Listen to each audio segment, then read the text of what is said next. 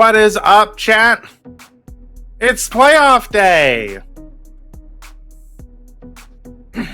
Playoff time for the kickoff event for the pre-registered teams.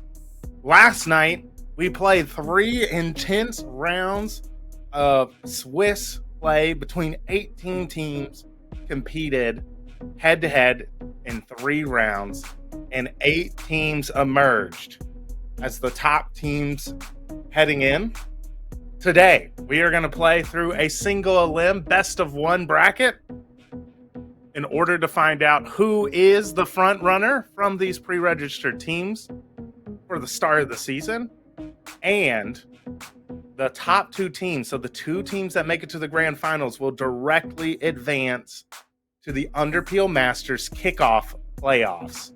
Get a direct invite to the playoffs for that Masters event, where a spot for Underpeel champions will be on the line. So that's the stakes for today. We're going to pull up the bracket here momentarily. If you are a member of, I know the captains, we were kind of confusing there a little bit because we were making sure that we were testing out a new system we'll probably implement in a little bit. But here is the bracket, chat, and I've added in which up league queue you need to join in order to do your match. So to start off, we have the number 1 seed coming out of Swiss stage. Frog.gif went 3-0 during Swiss, are facing off against defending champions Tinfoil Rex. That's a matchup of returning teams, which is pretty interesting. That'll be a fun matchup in the 1-8 slot. In Up League Q2 will be ShaqKobe and crew, the team led by the best player in the league, Poland, along with team captain Datsumoto and their mini Peel brothers, are going up against the in-house team, the Mouse House, in Up League Q2, and that will be the game we watch on stream, as we haven't watched either of those teams yet. In Up League Q3, Nibs and Knobs will be having a rematch against Fruit Ninjas. These 2 teams will square it up against each other in the Swiss stage, and it will be rematch time. Fruit Ninjas looking to see if they can make the comeback and get revenge against Nibs and Knobs. And finally, our final matchup in the top 8 in the quarterfinals is Optimistic. The surprise 3-0 team went 3-0 during the Swiss stage, even though they're the casual for fun vibes team. They went 3-0 and are up against Minnie's Val team, the 7th seed. Another rematch, as Optimistic were able to thoroughly handle Minnie's Val team in the final round of Swiss yesterday. So those are our matchups. So we're going to get the teams joining the queues. If we have any people who want to volunteer, and I'm going to be joining ShaqKobe and crew to watch that game. If we have a couple of people who would want to volunteer to be observers, we're going to test this out a little bit today, who want to sit in some of these other matches that we could pull you in to watch the games live once our stream game ends, if there's any game still going on that we could jump live into. You want me, or am I too bad? No, you'd be fine, Mr. Potato, but you need to be in Valorant. Is lower seed team 2. Zendikar, remind me, which team actually gets to pick the map? All right, the higher seed should be team 2. Good question, Herschel.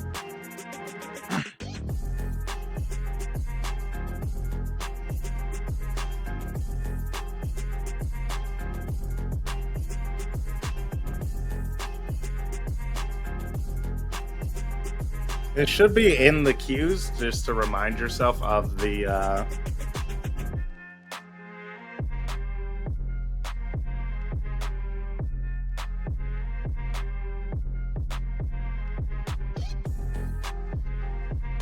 don't know if we're having any. No one's hit me up as a volunteer to observe, so we might have to organize that more ahead of time. but we were testing some other features out today before stream. I can sit in a game. I just did. Okay, Mr. Potato and Terrorists, you all can make sure you're on Valorant, and I'll get you into a game.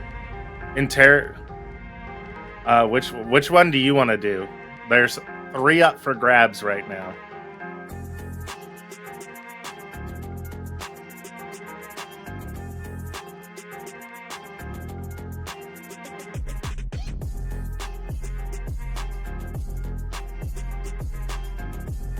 Optimistic versus Mini Val's team, Nibs and Knobs versus Fruit Ninja, and Frog.gif versus Tinfoil Rex.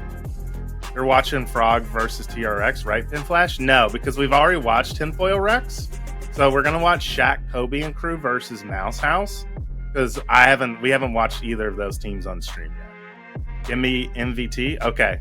I'm going to add you into their Terrorists. Can I add you in here? Here, I will DM you their code. This is their party code they're using in Terrorists. I just DM'd it to you so you can join. And Zendikar's asking that you stream to YouTube so that he can pull you up. Can I observe Optimistic? Yeah, you can, Maple. No, wait, that's the one that Interradis just grabbed, maple syrup. I can do TRX? Okay. Mr. Potato.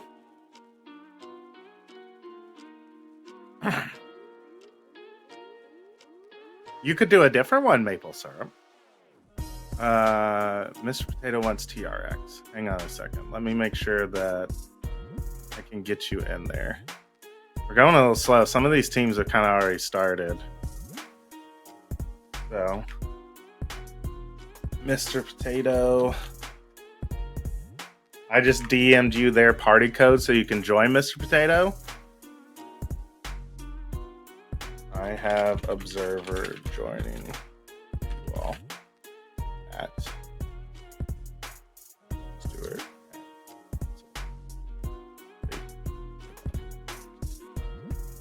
All right, if we,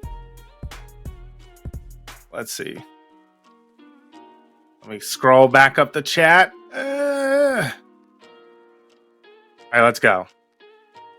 All right, we're in bet. All right, and we are, I'm going to get my fellow observer into the game we're going to watch. We won't have one for Nibs and Knobs and Fruit Ninja, unfortunately. But we'll get that rolling for later.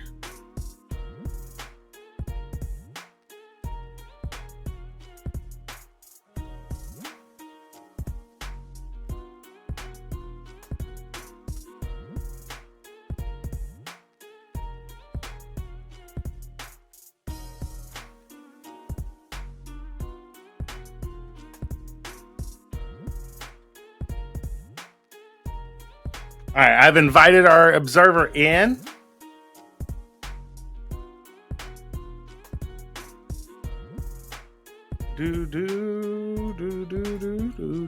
Let me pull up chat in my fancy chat log thing.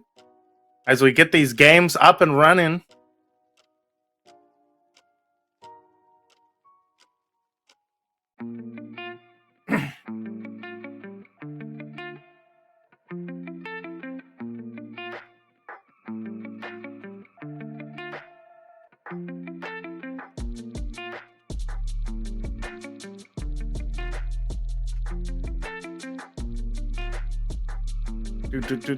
Yeah, I think we have enough observers. Other team have an issue. Okay, Rusty, that's fine.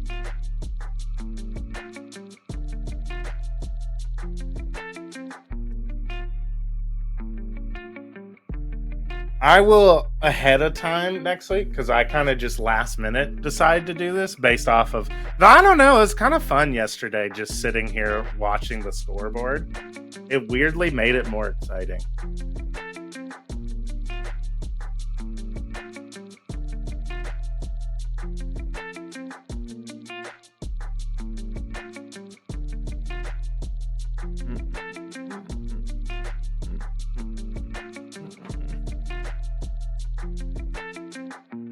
All right, we are loading into our first match of the day on Bind.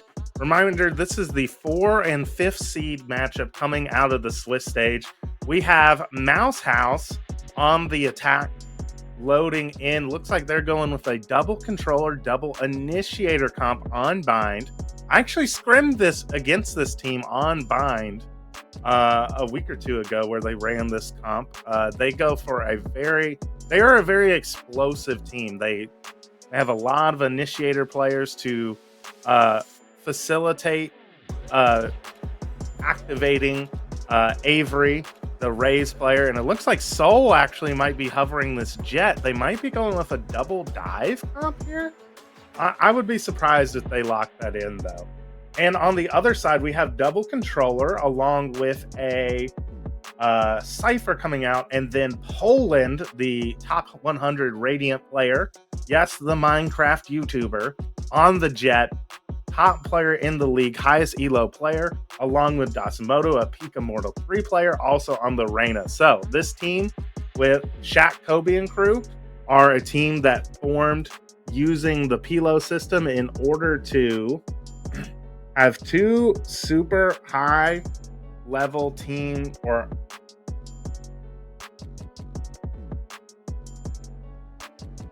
have two high elo players on the same team. The rest of their teammates are all like bronze, silver 1 players. So we saw this yesterday in the Swiss stage of those lower elo players can be, it's hard for them to match the speed of the higher elo players. So we're gonna have to see, does Team ShaqKobe and crew have a better system in place for success than for the other team we saw with this roster construction, Hidden Shelter? We have loaded into game. Thank you, Art Saber, for the resubscription to the Tier 3 Club. The ones who know making tournaments like this possible.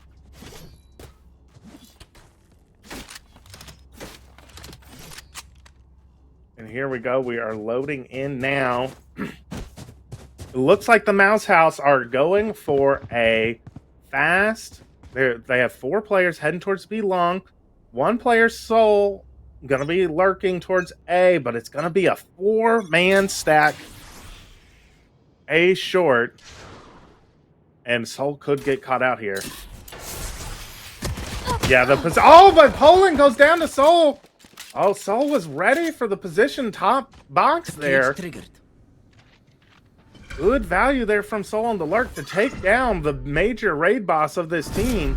And numbers advantage, and now they're TPing back. So hard to TP through Hookah and called his team back towards A, and they're going to get a free plant here. And Soul's trying to grab this ghost. He gets it. My man's got hops. Now it's up to Dasumoto and Coins, retaking from short now. Gonna be spotted out by Salty. Salty wisely backs up. Good post-plant positions here. Dasumoto gets 1. Dasumoto gets 2. Soul and Salty tried to swing out and take the fight. 1 enemy remaining. Avery gets 1. Dasumoto's running through these teams. KR versus Dasu. And the wall bangs from Dasu. Dasu goes for the 4K and takes the pistol for ShaqKobe and crew. To work. I'm watching here. Herschel, you can definitely start. You can definitely start. Don't worry about it. Don't worry about it. Remaining. Last player standing. Clutching up Dasumoto. Gonna invest a Vandal into this round. Poland, meanwhile, hasn't bought up yet, but probably gonna buy another rifle. Anti-eco, we see 2 frenzies coming out on the side of Mouse House, along with a sheriff for Soul.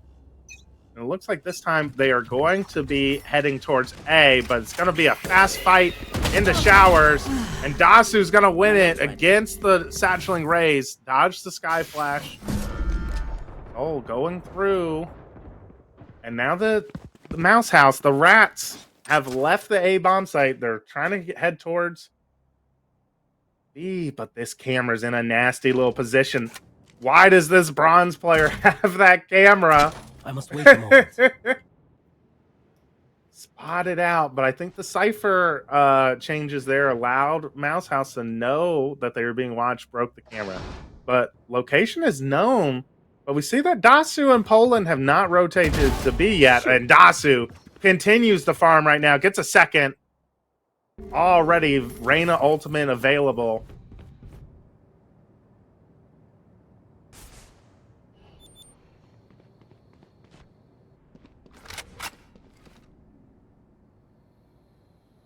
We're creeping up here. The Gecko Flash is going to come out. They're going to try and pop out a hookah. But Poland's going to take down one. Aves gets another. And a flawless anti-eco there. Very clean. From the side of ShaqKobe and crew. The Lakers looking strong to start buying. But this bonus round is going to be important. Let's see if they can capitalize now. They have decent weapons. Dasimoto has a Vandal full armor. The Reyna ult to work with. Poland has a Guardian. And the two, Shaq and Kobe, have teamed up here. They're going to be fighting hookah. I'm interested to see how aggressive they'll be. There are 3 towards B long. No one will actually be here in...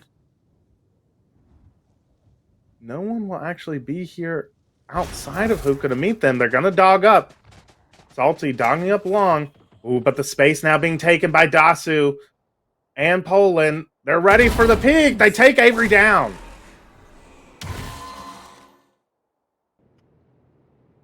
Soul's going to be lurking. It's going to be up to Soul to make a play here on the A bomb site. And I like this bonus strategy right now from ShaqKobe and crew. Poland and Dasu have teamed up basically in order to take fights together. Oh, but Soul's lurk comes at the right time. Gets 1, but spotted. But spots 2 on A. The TP's going to come in. They're going to try and fight this. Soul gets a second. The crew are starting to go down. It's just coins left on the A site now. AR coming in now. This bomb coming onto site. But Poland and Dasu are here now. Spam through the smoke. Dasu goes down, but that's a gun now for Poland. Spike planted. Coin's gonna try and swing. Soul, but Soul tucked in. 1 enemy remaining. Soul takes out the 3rd member of the crew. Call him an imposter. He's killing everyone. And Poland now, 1v4. So far, clean anti-eco for the Mouse House. Like, how much damage can Poland do as the bomb starts ticking low? He's gonna swing into a double. Oh, nice jiggle, but Salty keeps the pressure up. Takes Poland down. All right, we are now going to listen in to the Mouse House comms for our clear comm round of the half. Right, let's go towards B again. No solo pushing. Yeah, I was going to say, I need someone with me if I'm getting called. If I'm going to be called to go hookah, I need someone with me. I would assume that they're probably going to be looking for Soul here in Bath. They're probably going to put 2 people there. By Avery. No, I'm gonna go. I'm gonna walk hookah. Someone walk hookah with me. Avery, away from me. Just wait. Just hold it. Just hold it. All right, let's walk up. Let's walk up long as well. Let's slow down long. I'm not gonna dog up this. I'm not contesting it. Holding here. We can double swing. A sharp. 3. Do you see any cross? No. Gotcha. Right side for can be. Anyways. 1 hookah. Ready? 1 A. 1 in hookah. 1 in hookah. Could have crossed. Nice, get go, get go. Nice, good call. Let's go, let's go. That's I'm dogging 3.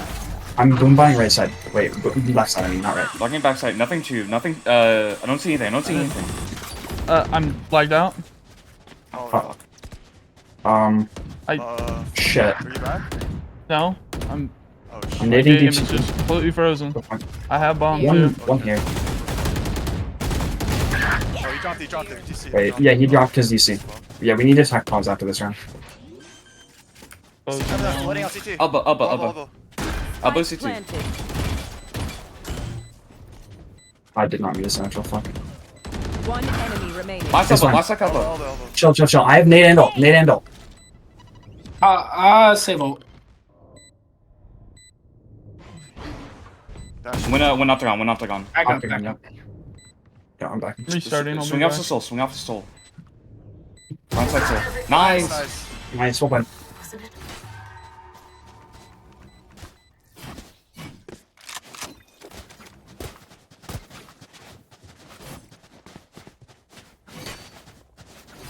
All right, and we're back. We will be having a tech pause come in, as you can see during that clear comms round. The Gecko DCing during the site hit, but the good comms from the team able to secure the round regardless. Oh, and we got a tech pause screen. Easy peasy. We just need to be able to put the gray filter on now, and we can just we can be just like VCT. Can't have a Valorant game. Can't have a Valorant game without a tech pause. True, we need to have the player cam so we can just see them all leaning back in their chairs and stuff. So great start to this game, 2-2. Since getting guns, Mouse House have been able to win the round. And now the casters crashed, so I'll be back momentarily. Another tech pause.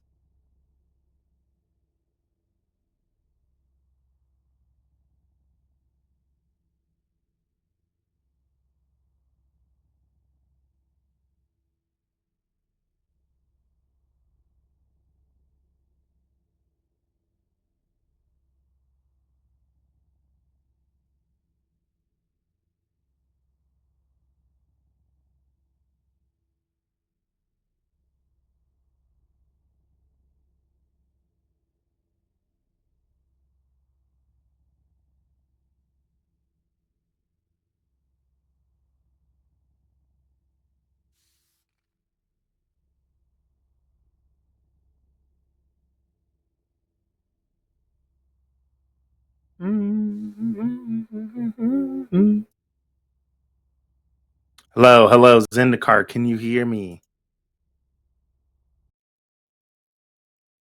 Everyone can hear. Do I even need to be in casting?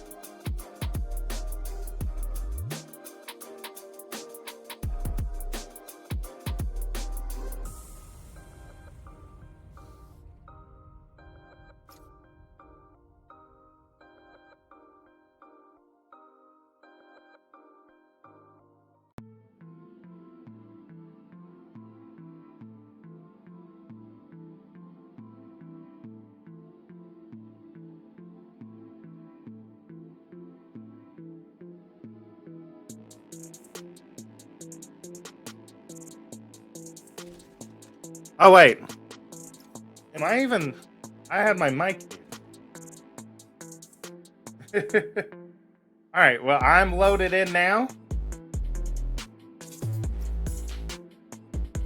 Alright, we're I'm getting final confirmation that both teams are ready. I'm ready. So we're resuming the match. What teams are we watching? Dax, we are watching ShaqKobe and crew versus Mouse House, the 4-5 matchup. And it looks like we're going to have a battle here in Showers. The Sky. Oh, nice ult combo. Oh my god! Enemy remaining. That's the biggest brim ult I've ever seen. And it's just Dasu left in a 1v5. Takes down one. The location is known. Bombs getting planted here. You did good. Holy! What a great util combo. The flash comes in. They know there's someone there, and they trap them in to have to force Avery to fight them, or force them to fight Avery. But they all just get stuck, and they all just go down. All three. One enemy remaining. Oh, all three members of the crew just instantly melted by the Brim ult. So what happens there, right, is those are the low elo players on this squad that allow for a top 100 Radiant to play in the Underpeel with another Immortal player. So that's going to happen sometimes. That is an exploitable strat, is that you can kind of take advantage of. They might panic at times. Owen's got to peek out. Oh my god! This instantly deletes Avery. And now the crew coming back to take Shower's control again. I like, though, that ShaqKobe and crew are having the 3 lower elo players play together, but Soul manages to isolate one.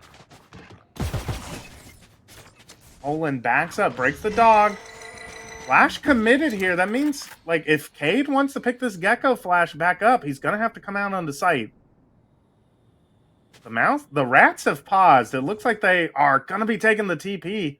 Gonna just give that Dizzy up. That's kind of a big piece of utility for Shaq to have pulled out here. Olin gonna get aggressive. This is good. But he is being held. He's gonna get a 1v1 against KR here. Spots the jiggle. KR wisely backs up. I've got your trail. Poland is the only one here on the B site. I wonder if they're gonna commit here. Soul manages to get 2 though, lurking through A. Soul's lurks have been so impactful in this match. Great understanding. 30 seconds left. Like, that was so perfectly done of, like, the Seekers coming out towards B, making it look like they're finally committing to B. Thanks, little man. Soul takes the exact right timing there in order to open up the A site, but this round's not done. 2v3, the 2 raid bosses are still up. Sky Flash comes out, spots Dasu. Dasu taps the bomb. Soul spotted. It's 1, but good trade from KR. And now just tucking in. Dasu sees the shoulder. The time's starting to run low. Salty just gonna jiggle peek. Oh, and Salty wins it out. Well played from the gold captain. And a 4th round on the board now for Mouse House.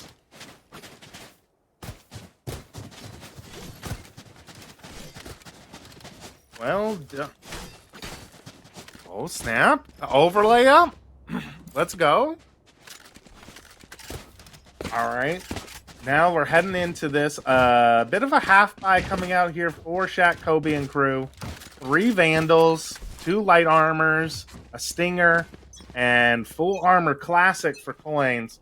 And again, we see this strategy from ShaqKobe and crew where Poland and Dasu play together on one site, and the rest of the lower elo players play together on the other site.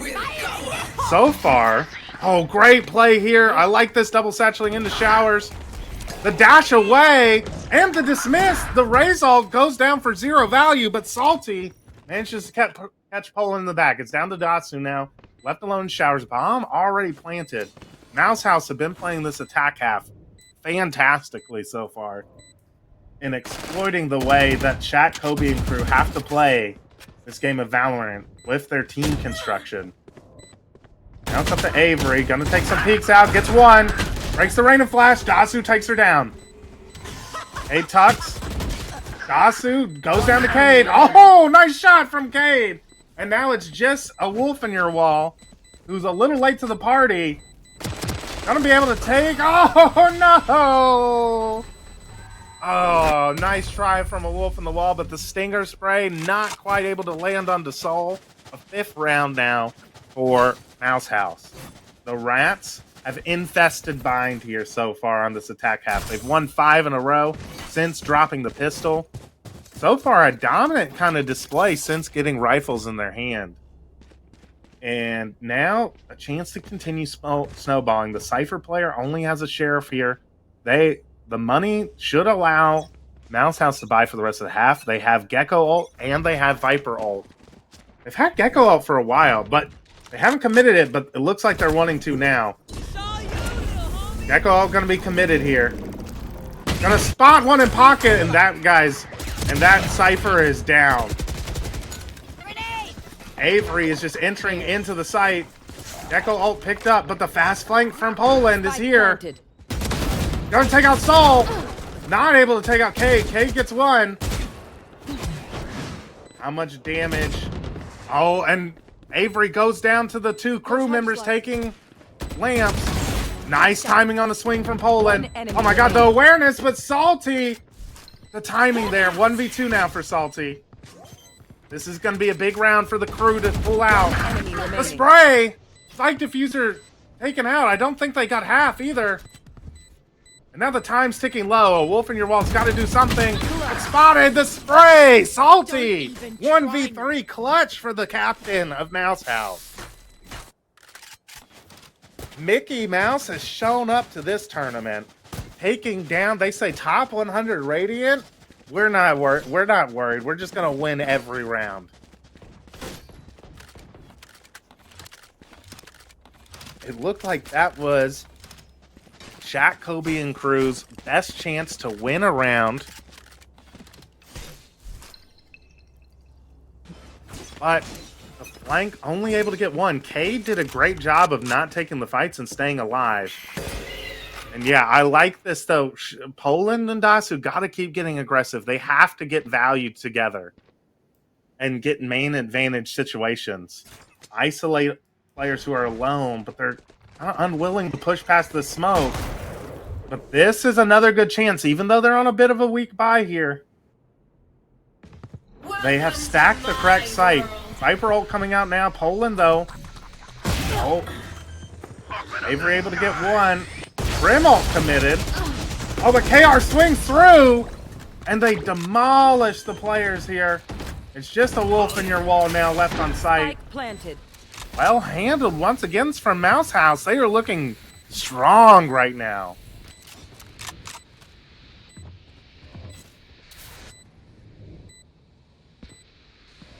I'm ticking low. Our two crew members trying to re-enter into this Viper ult. Another big round gonna be secured here for the Mouse House. Getting to 7 on the attack half.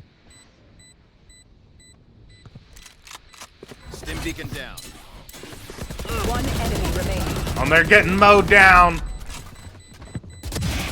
And KR takes out the fellow Brimstone player.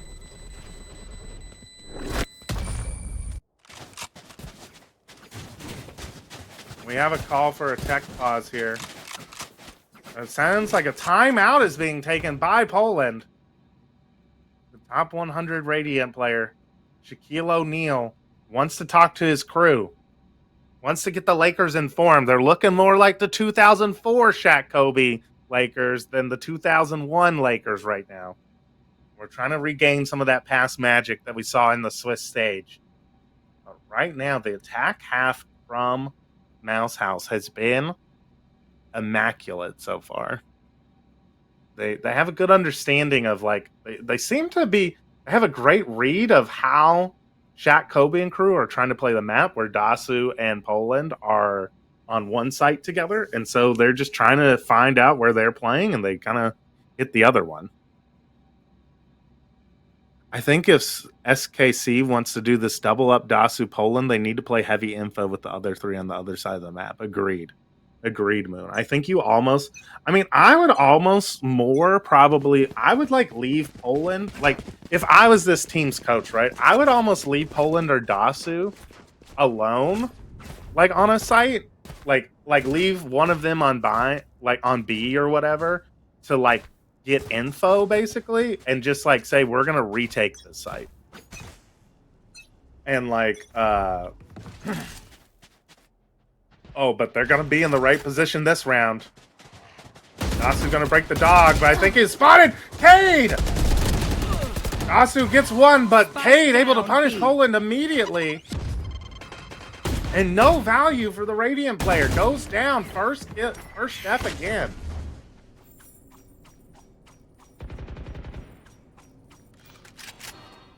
Yeah, Moon. That's kind of what I'm thinking too. Is that you have like you basically give, like, I would probably give Poland like an initiator buddy and just say like we're gonna get aggressive somewhere. Or maybe I would even have 2 initiators, sort of thing, or like an Omen player basically. Great shot from Dasumoto there, making the round doable now. It's 4v3. Spike planted. Dasu's ready for a swing, takes out Soul. Dasu is dialed in right now. Really living up to the name of being Kobe here. Where is everyone hiding?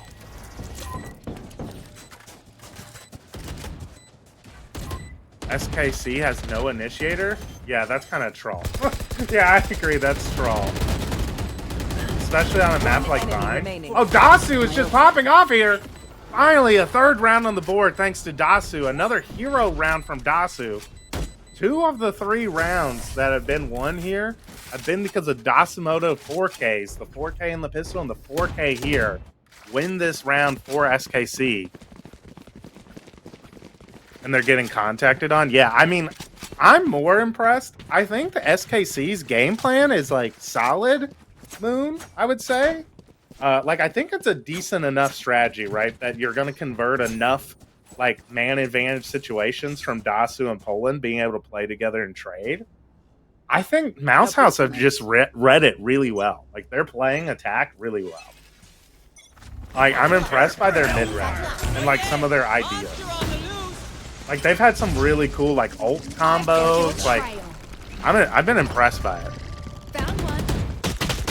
Oh, but Dasu gets caught out by Soul's Lurk. And these Soul Lurks have been what's been incredibly important for them hitting the correct site. Oh, nice save from Coins there. But Poland once again goes down in heaven. 4v3. Cade takes out 1. And Soul's Lurk should secure this round. The crew members just have no idea that they could be. Oh, Coins commits Viper ult here. 1v4. Let's see what you got, Coins. Takes out 1.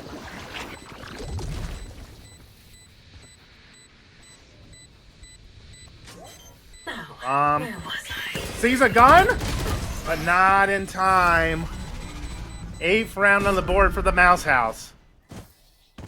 Last round. The other thing about this, though, is that these hybrid teams that are like giga high elo on one end and really low elo on the other, they are always, in my opinion, going to be very attack sided, because that's where like Poland is going to be able to dictate the pace better, and where like he's going to be able to take fights more on his terms. Same with Dasumoto, right? So, I mean, getting 4, if they can get this 4th round on the defense, that might be enough to make this competitive. KR gets 1, KR gets a 2nd, a 3rd! Opening up the A site, and Poland once again goes down to the lurk. Man, an impressive attack half from the Mouse House here. Dominance on bind to start.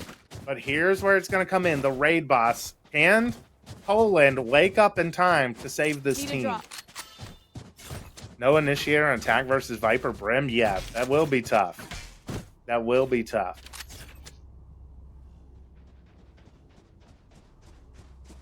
But we'll see. Right now, it looks like they're going to be hitting the right side for this pistol. As a reminder, chat, 2 of the 3 rounds that SKC won were from winning pistol, and then the following anti-eco. So a very impressive half from Mouse House.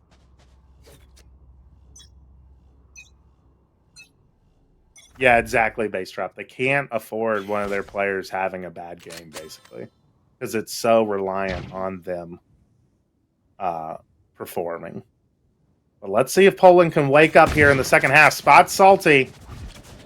Spot Soul sees 2. Sees them running back as well. I wonder if the call's going to be able to come in to execute here. The flash is coming out, but the dance around from Poland is strong. Dasu takes out a 2nd. Sight should be theirs. A bomb not out yet. Oh, nice molly though from a wolf in your wall, but bomb again still not committed. Poland wants to take this fight. Searching for some fights alone. Dasu knocks a couple players down low. The Sky Heel's coming in. This is huge for Pistol. Makes the players all go back up. Avery able to get 1. 1 enemy remaining. Dasu's cleaning him up once again on Pistol. Another good pistol for Dasu. 4th round on the board. Or SKC. The Symphony of Death. Don't worry. And I was actually watching the Streets managed to get me a SKC VOD from yesterday, chat. And I can give some insight in of this team. Poland does a great job of keeping the vibes up for his low elo players and just like hardcore IGLing. Poland definitely kind of taking up the mantle that Kenichi left from season 3 of just giga IGLing as a duelist player, every piece of utility and plan for the squad to set himself and Datsumoto up for success. So I think they could have a lot of success on this attack half, but I love this push from Salty and Soul, taking so much space on the B side of the map. They're going to be so aware of this A hit, but it's going to come down to the crossfires. Can the crossfires be strong enough to convert some of these? And they're past the trip. They were able to just walk past the trip, but Aves was aware of it. Only able to take down one, though. Bulldog down now. Not able to be picked up by Salty, though. Well, the Shorty is going to claim Dasu. The Shorty reloaded, but Poland and Coin's able to clean it up. But now the double flank around from Avery and Salty coming down. And Poland's not aware of it right now. Now they are checking it. Spots the... Got dinked, but able to convert the kill, and now it's just Salty, 1v3. Only a sheriff to play with.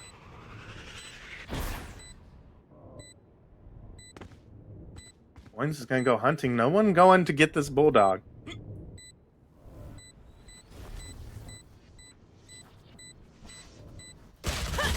And Coins takes out Salty. 5th round on the board. All right, let's see if SKC can use the double pistol. That's a huge advantage in coordinated play, winning both pistols in a map. Gives you a basically a 4-round advantage in terms of play.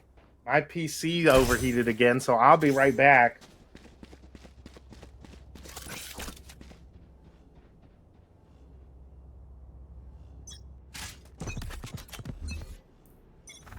Smoke's down.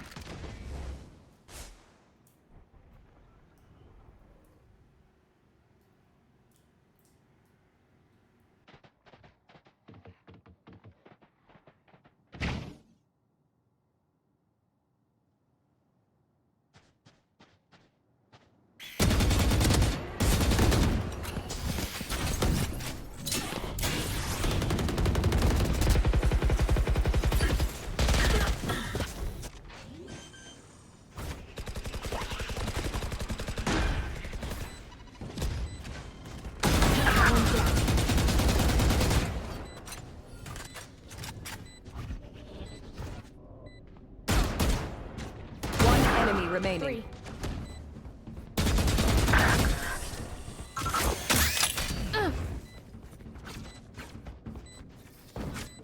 I got you.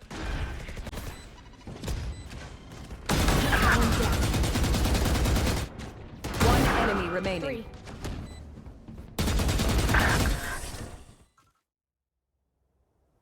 All right, am I back? Can you all hear me? Mic check, mic check. Yes, let's go. A timeout's going to save me here from allowing me to load back into the game.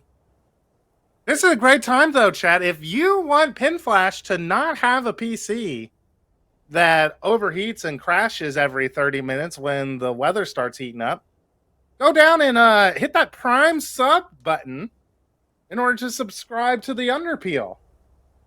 Any Prime subscriptions go directly to helping fund our production squad here to be able to do fun games like this one. I'm back now, so you can go back to following me, Zendikar, so you don't have to worry about it. Yeah, there we go. And any donations down at the bottom also can be used to help support making sure that this product is as good as possible for you all, the players and viewers at home. Up, Dona, let's go. Just tired. Oh, and yeah, I just saw that MVT moves on to the semifinals, winning 13-4 against Optimistic. Able to win the rematch. And a big bonus secured, I see, having come back by... Huge bonus secured by ShaqKobe and crew, giving them a good chance to make this comeback a reality. And I love this call of just patiently waiting, seeing if there's any aggressive play here on Bind for the eco of Mouse House.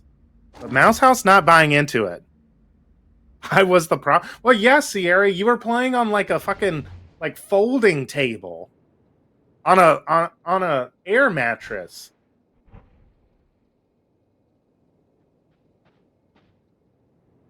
Now SKC regrouping up. And it's going to be an A hit here. And they're hitting the correct site. Only 2 players here. Dash in from Poland. Front side is clear. Bomb should be able to go down now. Molly goes out. Gonna do a little bit of chip damage potentially. Nade! Gonna deny the plant for just a little while. Here. Poland able to save coins. Oh, the running gun! I'm just watching high elo jets is so fun. Like the mastery of the jet movement they have is very impressive. Gasimoto gonna take this fight, showers, and takes him down. Now it's just Soul staring at a Cypher trip. Judge in hand. Gonna start heading towards showers, it looks like.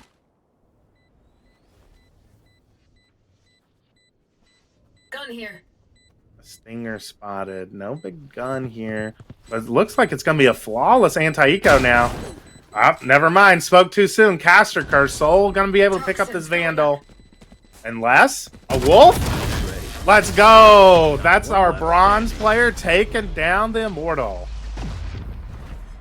Drink some water, reload your mags, and let's So now we're gonna listen in. Let's take a look, listen into SKC's clear comms round of the half here as we take a listen in to this unique team construct. Look, can one of us get hit by this? Okay, Viper. Actually, no. Cypher, get hit by the Sky Flash belong. Yeah, I can do that. Yeah, I'm gonna orb the U-Haul. You want me to I need right here, Brim. I need right Yeah, here. everyone back up. Everyone back up here. Yeah. Just wait. Wait for this Viper to orb to go down. They could, like, result this, so you gotta be careful. Yeah, it's a short push. Group up B. Just shift block B. Shift block B.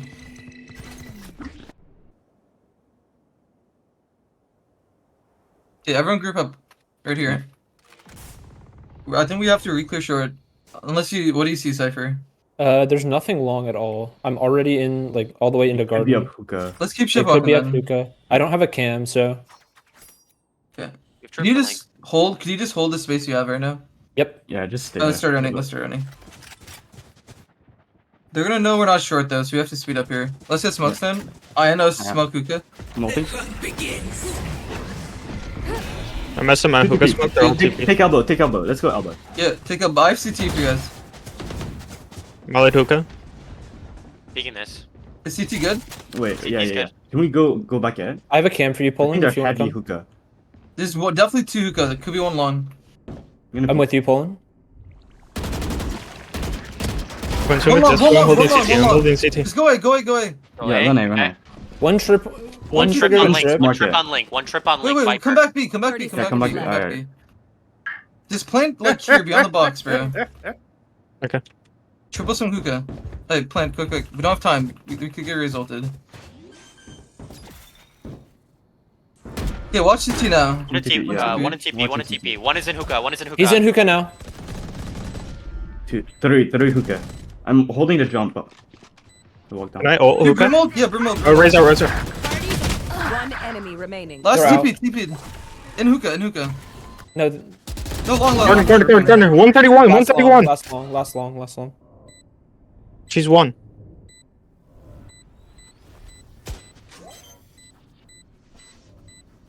Off. No, I heard wood, so I thought he was on top of this box, but he... What an interesting round we got to listen into. And you can hear it there in the clear comms round, right? Poland doing a great job. Like, I think Poland, like, especially comparing, right, SKC to Kitten Shelter that we watched on stream yesterday during the Swiss stage. it seems like Poland has a better understanding of what is going to be required of him as the high elo carry. Of it's not just right, he needs to be the one fragging out. He has to be like really carefully explaining exactly what he wants his lower elo players to do, right?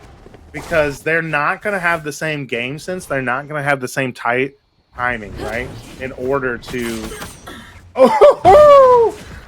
in order to follow up with him, in order to convert rounds. So he's just constantly calming, constantly giving good communication to his team about what they need to do. And we saw it in that mid-rounding, right? They were like, go A. They're all hookah. All right, let's go. Let's go B now. Or let's go A now. Oh, no, wait. They all TP. Let's come back to B. They're just like going crazy. Great spam there from a wolf in your wall. And it's a tie game. That knife and garden is nuts. Yeah, it was crazy. I switched to Soul because I thought Poland wasn't going to see him because he was like directly above him, but nope. That's the Radiant Jet diff. Saw him below him, just took him out. And yeah, we got a slobber knocker on our hands. Can Mouse House recuperate now? The Radiant IGL is too strong, and Dasumoto 27 and 12. I think it really helps Dasu that Poland's on his team. Like, not only is Poland helping the low elo players on his team, right? He's helping Dasu just be able to focus on fragging. I think that's one of the issues I've seen when listening into scrims and watching Kitten Shelter is that Delete and Cesora kind of both IGL, and so they both are at times too busy thinking. Oh, but Poland punished there. This could be Mouse House's best chance for a round here. Oh, but great double swing from the crew. And they're able to clear up the site. But numbers advantage for Mouse House. Calm down, stunned up Avery is, but Dasu to save the day. Takes out KR. Dasu versus Soul, elbow. At the reload.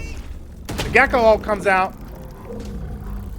Getting a lot of info here. Gonna not stun anyone. Bomb's gonna be able to plant it by the Cypher. Last player standing. Oh, nice shot from Cade. Nation's known now. Cade takes him out. Great round from the Gecko. And a 10th on the board. Their first round of the defensive half. Appreciate it.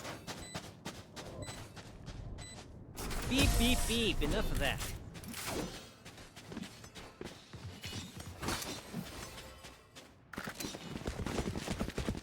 And a full buy coming in for both teams. Again, the money is great. Having won, what was it, 6 in a row on the side of the attack. They have each have over 4K even after full buying in this round.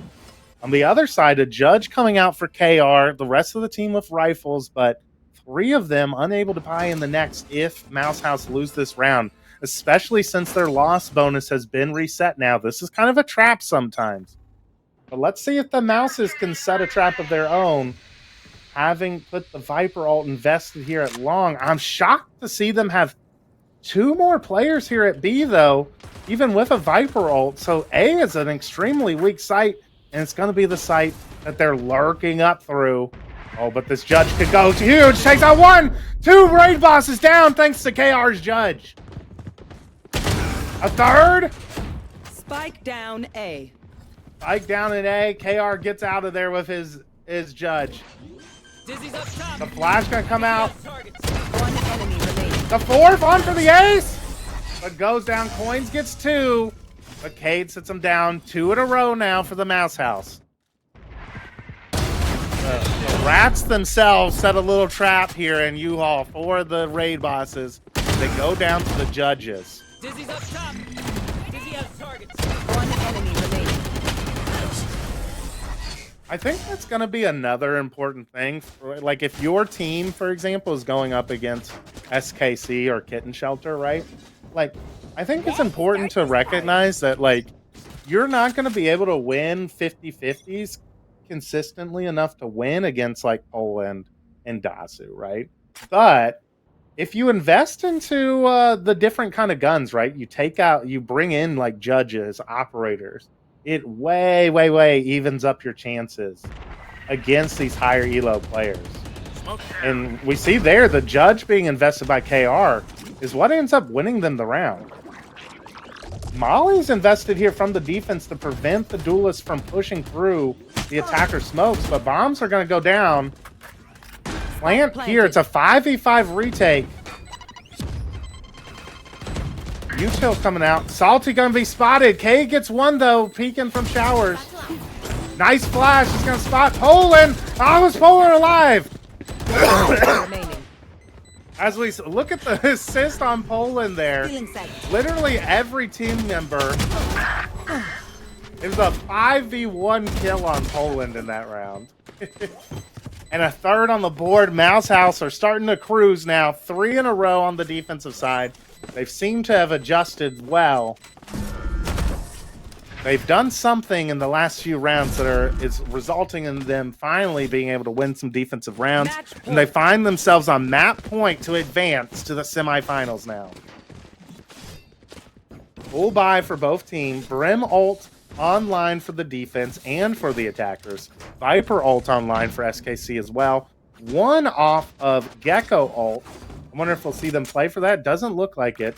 I think we're seeing the call come in that they're just going to be playing A for retake from now on. Like, you see KR and Cade just playing in A heaven. And then we're stacking B.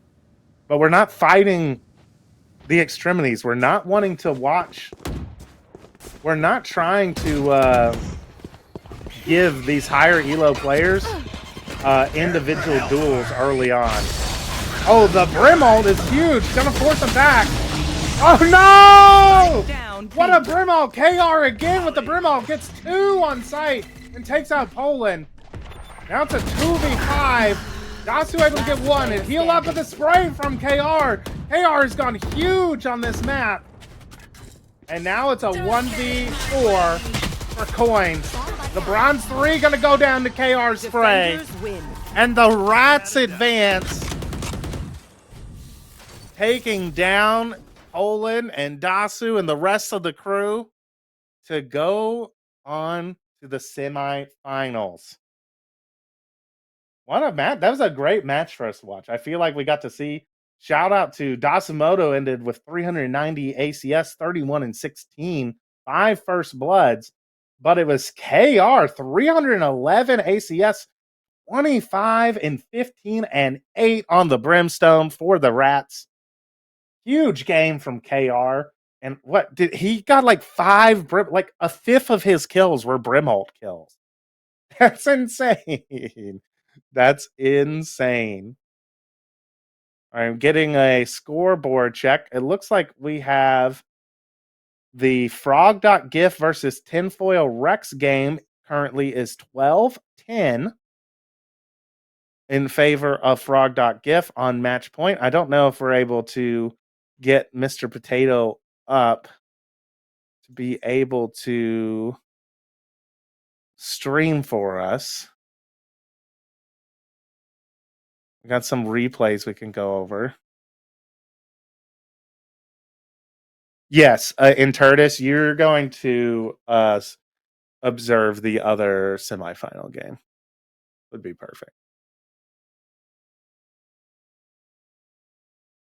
All right, Zendikar, I'm pulling Mr. Potato onto the casting desk and seeing if we can get his stream up there to see the end of this. It's 12-11 right now. Frog.gif versus Tinfoil Rex.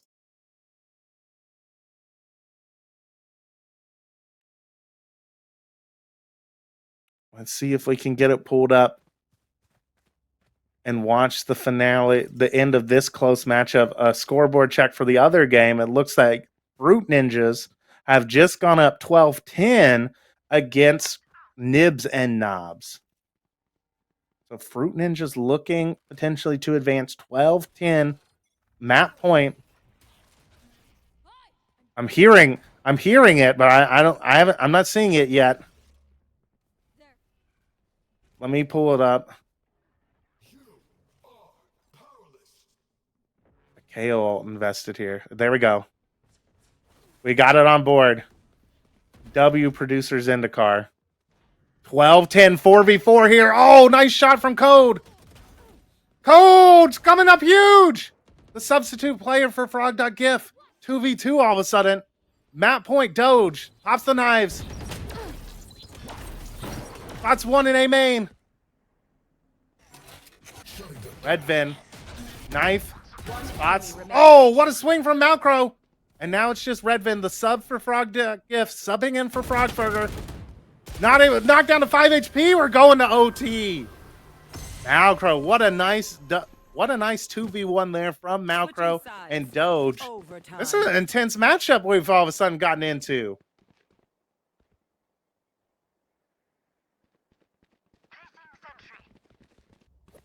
OT time between these two returning teams from Season 3.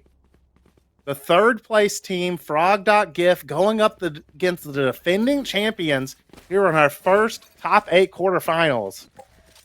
Show them what's up, TRX. You can beat them, get your revenge. Oh, yeah, that's right. This is another one of the rematches of Frog.gif had defeated Tinfoil Rex yesterday in the Swiss stage. So we're seeing if Tinfoil Rex can win the rematch here in top 8 to advance to play Mouse House in the semifinals. Dune Appreciator's got this Odin. B lane.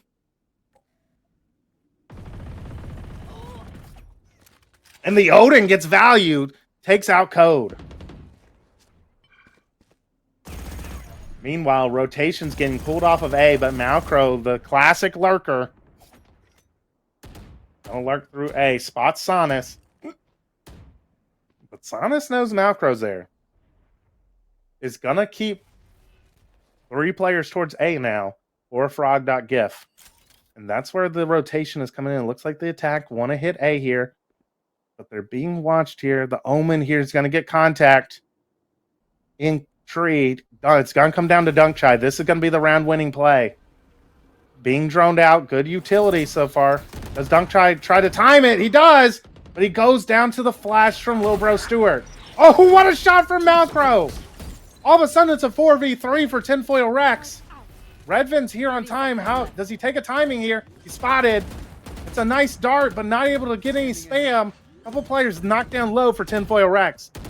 4v3 post plan as the bomb goes down. Doge tucked in the tree. Might be able to catch. No, he peeks out. Doing Appreciator takes him out with the Odin. 3v3. And Stewart is low. The shock dart comes in.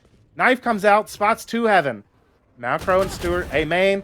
Oh, great drop from Pixel. Takes out Terp. All of a sudden, this is turned from a 4v3 into a 3v2. The blind from Malcro. Gets him off the bomb. Oh! Redvin takes out Stewart, and Dune Appreciator goes huge with the Odin. The 3K for the Sova player. Map point once again for Frog.gif. Switching sides. Match point. Timeout coming in from Frog.gif. They want to end it here. They don't want double OT.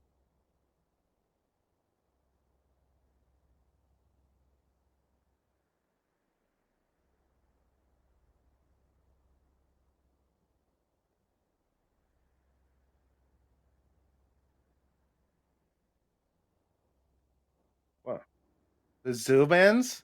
Let me see. I was updating. I've influenced Mr. Potato's observing style. Let's go. We're seeing the Sova eye. Tinfoil Rex, Frog.gif. Right here. Right here, right now. Trying to lock in to earn their spot into the semifinals. Mouse House, the Rat Pack awaits. Whoever wins this game. Thank you, Kuro Siphius, for resubscribing to the Ones Who Know for 3 months. Kuro, a kitten in training for Kitten Shelter, one of our underpeelers. Shout out, Kuro. Kuro, I think, has improved the most of any underpeel. He went from Silver 2 to Gold 3 since sign up, which is pretty dope. Placing swarm grenade. So our other game, Fruit Ninjas have advanced past Nibs and Knobs, winning 13-10.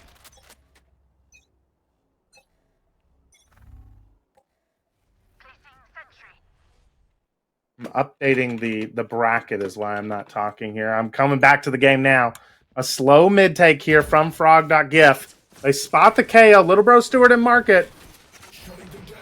The Neon trying to take fast space, catch a timing, but might get spotted. Is getting spammed down. Oh, getting knocked low and goes down to Stewart. Oh no. Nicely done from Tinfoil Rex, but there's Pixel with the trade. 3v2, but Bomb is down in Market. Both Frogs sitting in their pond in B main. We won? Yeah, I just saw the results. Fruit Ninjas winning 13-10. Oh, takes one out, but the trade from Pixel traded by Terp. Tinfoil Rex send it to double OT. 13-13. Overtime. Put it in the wrong spreadsheet? Oh, yeah, you're right. Good comms. There we go. Fixed.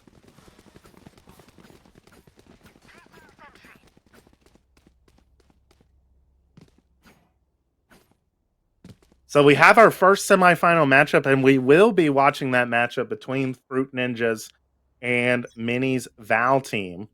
Since we're going to flip from the other side of the bracket from the game we just watched with Mouse House. So we're going to be watching on the main broadcast the Fruit Ninjas versus Mini's Val team semifinal. And Inturtus will observe so that if need be, we can hop into it just like this one. The winner of this match will go up against Mouse House in the other semifinal. And it's a bloodbath right now here on the B site, but the attackers managed to be able to get the advantage. Tinfoil Rex going to be able to get the bomb down here on B. Sonus on a late flank. Might be almost too late at this point.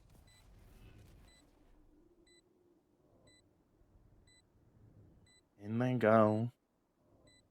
Sonus slowly creeping into B main. Is Malcrow holding for him? I think Malcrow is, Malcrow's lane, but that's a great smoke to prevent someone from B main being able to see him. But now is Malcrow going to be aware of a B main player? Nope. And Sonus evens it up. 2v2. This is a big retake. Spots one back sight. Doge and Terp. Oh, Terp.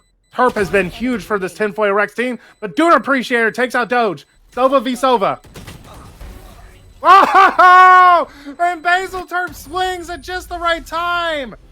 Takes out Dune Appreciator, but Dune Appreciator with a shock dart from the grave. Dune Appreciator may have won the Sova battle there, but Basil Terp wins the round. And Tinfoil Rex, I believe this is their first map point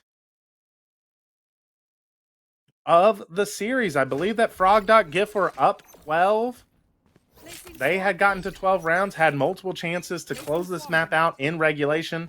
But Tinfoil Rex crawled back and now have a chance to end it here on the defense, the stronger side of Ascent. But it looks like it's going to come down to Malcrow. Killjoy utility down for this execute, and they're just giving it up. Bomb's going to get planted. 5v5 retake incoming here. How disciplined are Frog.gif in the post plant here?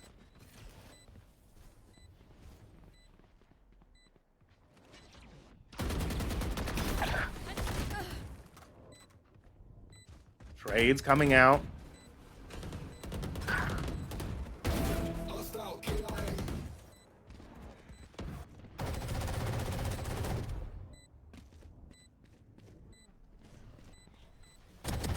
Player standing. Standing ahead. There they are. No way. We're going to triple OT. Switching sides. Overtime.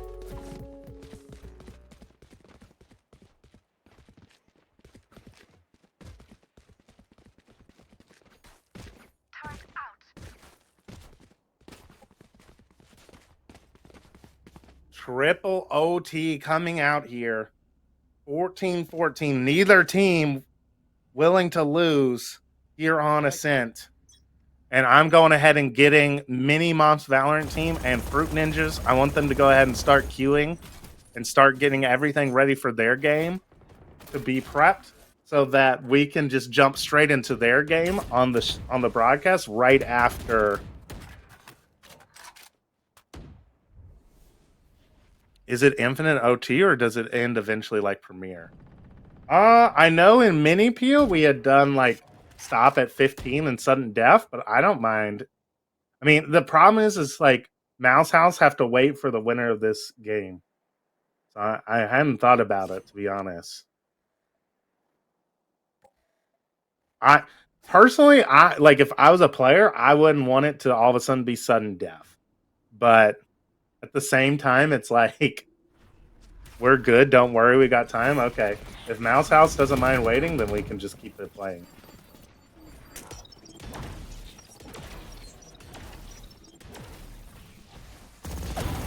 The Dune Appreciator has been a beast on this B site. Manages to get one. Oh, Tarp has been an even bigger beast. Gets two. Great trades from the Sova player. And Spike down. Another strong post plant opportunity. And Code in a great lurk position. Another map point for Tinfoil Rex. Match point.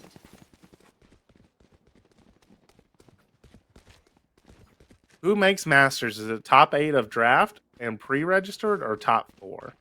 It is whoever makes Grand Finals, Dasu. So there will be 4 teams total invited to the Underpeel Masters playoff, like directly. It will be whoever makes the Grand Final from both of the tournaments. I got Mouse House taking it all. I don't know. We're seeing a strong game here right now from both of these teams. And then you can sign up. Well, so, Dasu, you're still able to play in the Masters tournament.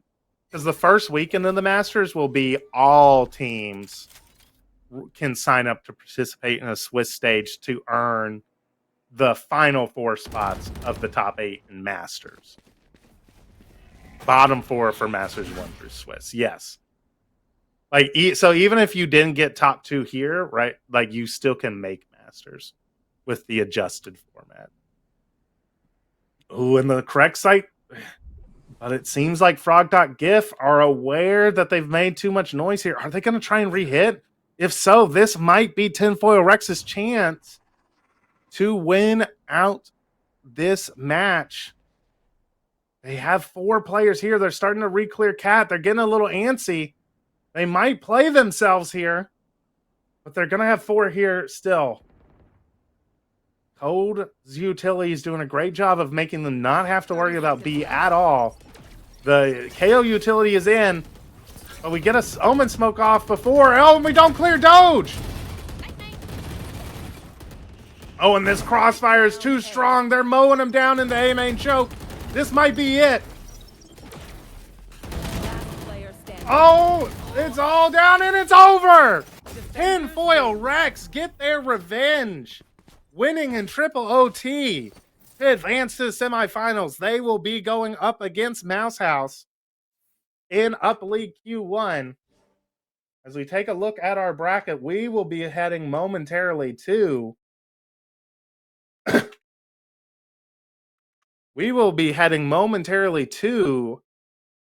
our game of Mini's Val Team versus Fruit Ninjas.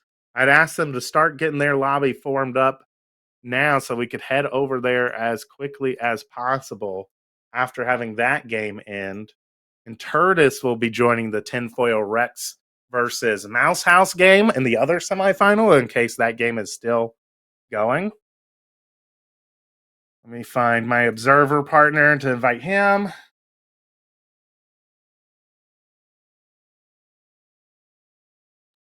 Ooh, the map is looking like sunset as we're loading in here. We're waiting on one final player from MVT, and then we will hop straight into this match.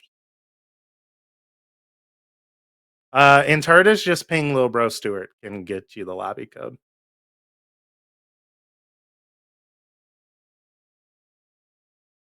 MVT versus Fruit is the semifinal we're going to be watching here. Both teams, this is interesting. So we just had, so if we look at the bracket, right, Frog.gif versus Tinfoil Rex, Nibs and Noms versus Fruit Ninjas, and Optimistic versus Mini's Val Team were all rematches from the Swiss stage. So the higher seed had won each of those matchups in Swiss, Like Frog.gif had beaten Tinfoil Rex in Swiss stage, but all of the people who lost in Swiss stage were able to win here today in the top 8 bracket.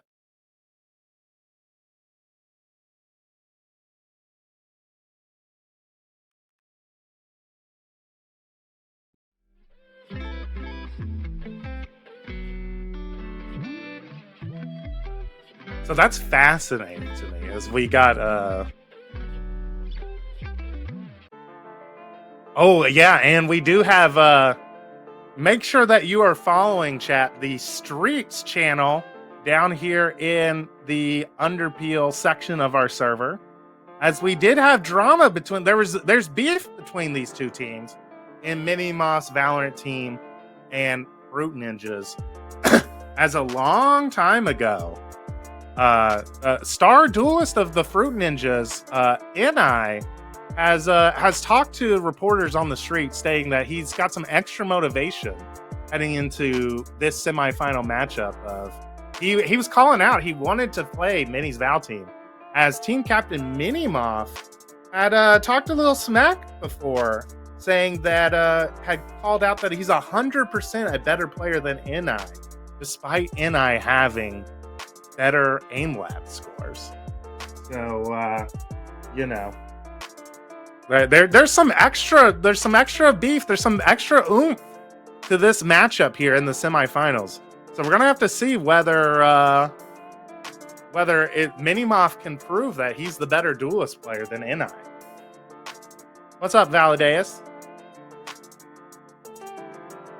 And we should be loading into our first semifinal matchup here momentarily. We have the players in, and yes, we are going in. What's NI's peak? I think NI's peak is like Diamond 1, like where he currently is. Minimoff is definitely a higher elo player, which is why Minimoff said that originally. And here we are loading in. We actually watched Minimoff's Valorant team yesterday in the Swiss stage on stream play this map of Sunset. Seems like a bit of a comfort pick for them. It allows everyone to kind of play their most natural roles. Of Minimoff being the entry duelist, along with Woodrow picking up the Breach. He's a Breach 1 trick, Flash Initiator. So I think he's been playing other Flash Initiators for the squad in the Underpeel. Dyer subbing in for Sierra as the Omen player, Zon on Cypher, and just tired on the Recon Initiator Sova. On the other side, we see it double Flash Initiator comp coming out from Fruit Ninjas. And Pinflash's computer has crashed again, so it's going to be loading for a while. Don't go anywhere. Make sure to hit that donation button down below so that Pinflash doesn't have an overheating PC anymore.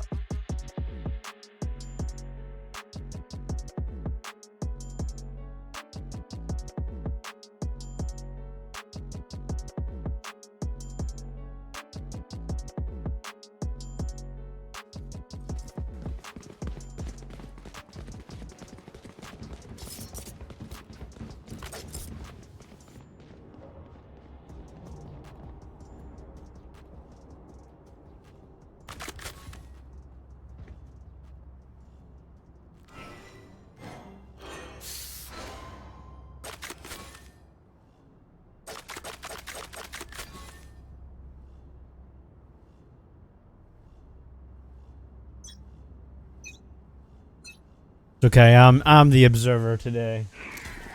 Until he comes back.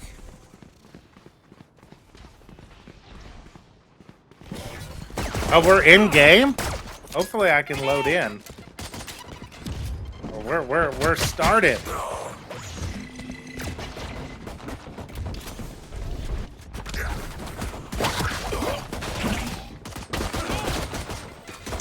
Spike down A.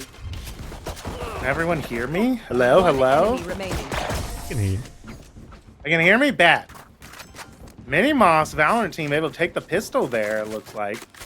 With their, we saw this execute yesterday. They're fast they're fast taking the elbow. They use a Sova dart to ping anyone playing there, and Minimoff satchels in like right at around the same time. I am going to be able to load in, it looks like. Yeah, I'm in. I bet. Round 2. So you can start observing me. Yeah, there we go. Perfect.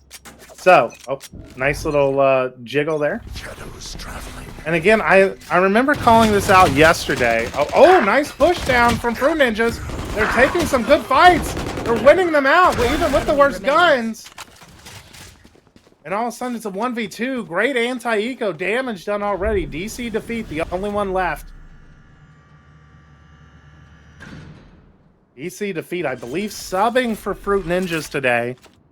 Let me check the scoreboard real quick. Who is he subbing for? Not sure.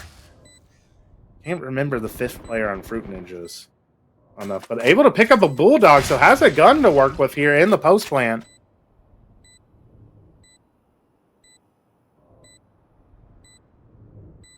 (1v2) definitely winnable for DC defeat. Has a flash. Flash gets shot, but spots both.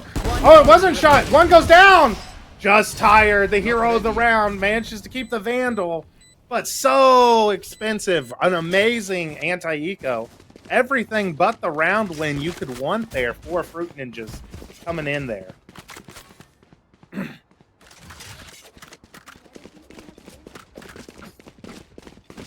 And so now the buy coming in, it's going to be a weak bonus here for Mini's Val team. That last round was so expensive. Only one Vandal carried over for just tired. And here, we're going to take a look at this dart. It looks like they are going to try and do their A hit here. The timing on the dart's a little off.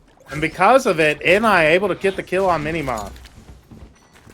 I think that's a binding diff there. Tired, like, I think accidentally took his gun back out when the round started. But, you know. It happens. A good attempt, but NI able to handle Minimoth well there. 1 point for NI on the Minimoth versus NI beef. I'm going to start dropping diss tracks like Kendrick and Drake. Slowing the round down here and coming back to kind of re-clear mid.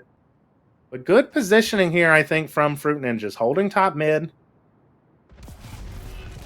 Woodrow just runs through. Butterfly Bender. Great job from Hunter. Able to take out a couple. Woodrow gets one with the Sheriff. It goes down. Now it's just Zahn with a Ghost. I'm going to have nothing to do there. And now we're just waiting for this round to end. And we're going to listen into Mini's Val team's comms here for the next round. 30 seconds left. And I able to secure the kill. Let's listen into Minimoth's team's comms for the clear comms round of the half. And then I swapped my pistol.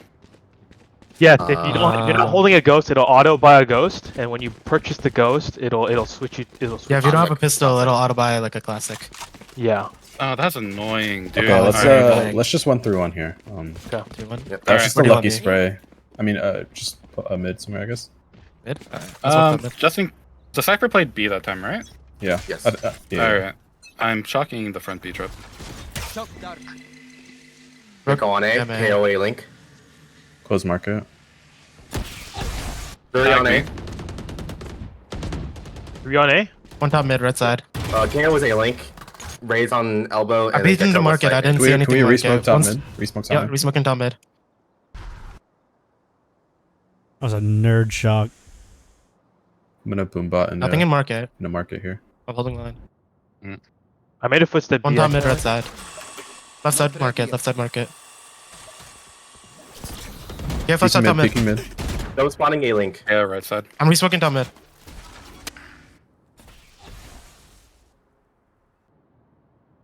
Falling back. Can we regroup in the... we're up A. We're up. Never mind. Not A link echo. Maybe B hit. Yeah. Yeah. The front I'm looking late. shouldn't be I there. think I'm just gonna stay mid. Okay, smoking market. Or backside. No? Plan for stairs, go back main. They saw you. They saw you. They had cyber cam behind you guys. Trip. Get out. Out backside. 1 time mid. All good. I want to do a B hit this round. Flawless. We're back. And we're back. The round not converted there for Mini Moth's Valorant team. But I think one of the reasons they've had success in this tournament, they find themselves in the semifinals here, is because they have really good comms. Like, they do a good job of communicating throughout the mid-round. And they communicate with each other's utility and typically play together. I think they were a little slow they were defaulting. We heard the 1-3-1 call come out. But what ended up being the problem, I feel like, is they just, like, took the mid control but didn't really do anything. Oh, what a flash! NI not able to convert off of it, but an amazing flash from Herschel blinded all 5. Breach all committed here, but Minimoth goes down. Tyre gets 1. What a nade! Down B. An insane nade kills 3. Look at the assist coming out from the smoke from Omen, and then the KO Spike's here. knife, I believe, kept them from bursting through. And all of a sudden, it's only Zahn who goes down. 3 rounds on the board, 3 in a row for Fruit Ninjas. Incredible flash there, and I'm not able to get the kills there. But the nades ended up getting enough. I heard that breach. Did a breach ult not actually come out? Because I heard the com for it. Woodrow only has 1 orb now, but I didn't see it like hit anywhere. I didn't see it hit anywhere on the minimap.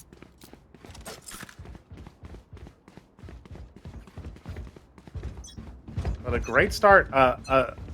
Light armor's coming out for the side of Minimoth's Valorant team. They're doing a great job with their recon of being able to get a decent amount of buys here. Door closed by Asta. Dire should break this to assert pressure in mid, but elects not to. I like this Cypher setup of putting the cam top mid for info and using the trips on site. Ooh. Tripwire destroyed. Cage triggered. Rusty gonna get aggressive here. Playing around the cage. We saw Rusty have huge impact yesterday in our 3rd streamed game. Went like 25-3 on the Killjoy. But look at this, the lurking breach initiator has gone all the way through B, has all the space, calling the team back now. Asta gets 1, but traded by Zahn. Oh, Woodrow spotted though, gonna have to give this space up. Bomb should go down, but it's gonna be a 4v4 on the B bomb site. We saw it before, and good call for Minimoth's Valorant team. They're all falling back to play together in B main. A lot of utility going to be used to clear a lot of the site that no one's on right now. A trip saved for the bomb. Little Bro starting to head out. Let's see how good the spam is. Little Bro already down. And let's see, do Fruit Ninjas realize they have to push through? They can't just fight this spam battle. They're fighting now. Oh, NI takes him out from the grave. With the raise ult, just takes out the spammer. And so far in the Underpeel,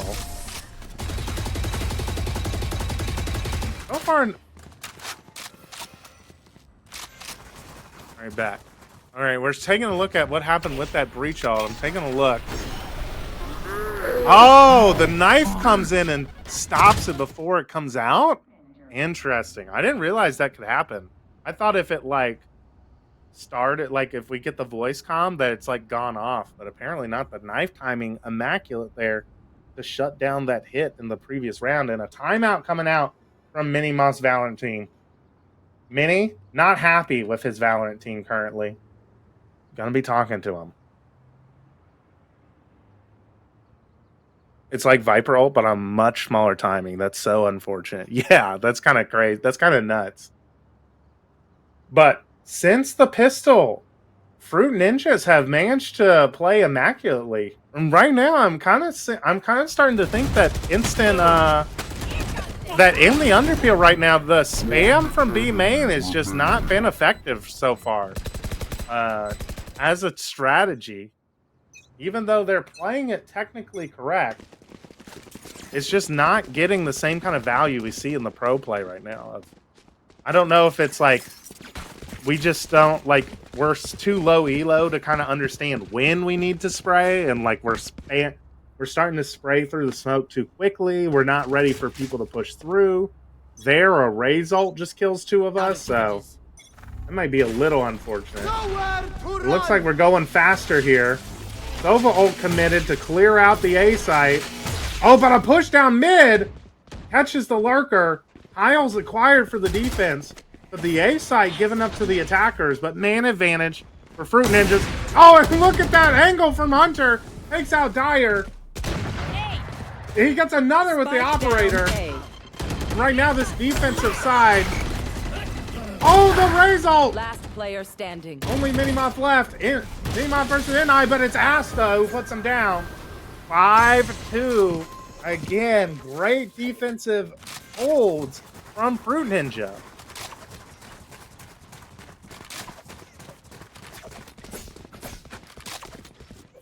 And finally, Mini's Val team, after losing 5 in a row, don't have to go to a save here. Sheriff's Light Armor's coming out. Only Omen and Cypher ult available for the team. On the other side, we have Gecko ult, AO ult, Omen ult, Cypher ult, 4 retakes. And right now, NI winning the beef battle with Minimoth. 10-3 for the duelist player. Asta pushes down, gets caught by Minimoth. NI, Caster's Curse goes down. The 2 players taking mid control get punished for it in this round. That's rifles picked up for a couple of these players. A potential Thrifty, and Rusty goes down. Great lurk from Zahn. And that's the B side open for business. 5v2. I know exactly. Look at the health here. 4 of the Minis Val Team's players are at 1 shot. Spike planted. And so this is kind of, it looks like we're going to just elect to save. The HP comp's not coming in, I guess. Ooh, nice little setup here. Wing off of Tyre's contact. The Stinger in a great position there. Operator going to be saved despite the low health. All 5 players going to live here, it looks like, unless they go hunting for this op, which they are. They do have weaker weapons. Spotted. The hunt started. Are they going to be able to catch Hunter? Hunter has become the hunted. Dyer's hunt is chasing him down here. Hunter gets another. Thrifty. Thrifty round comes in. 3 rifles acquired as well for Mini's Val team. That's going to be huge for their economy.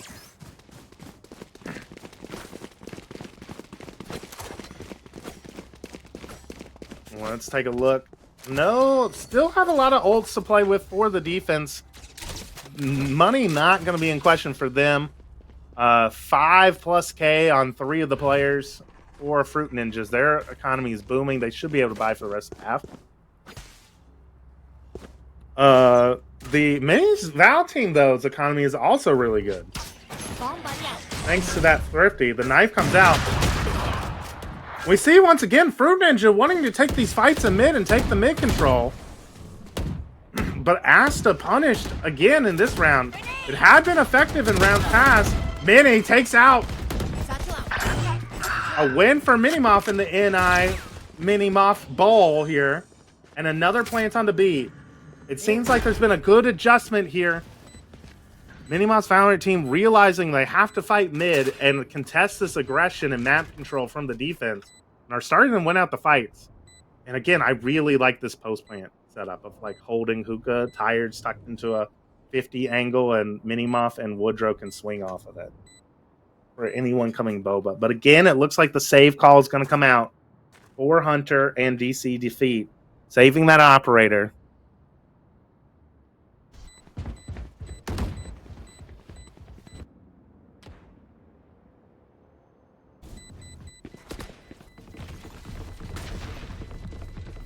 And out they go into the streets of LA.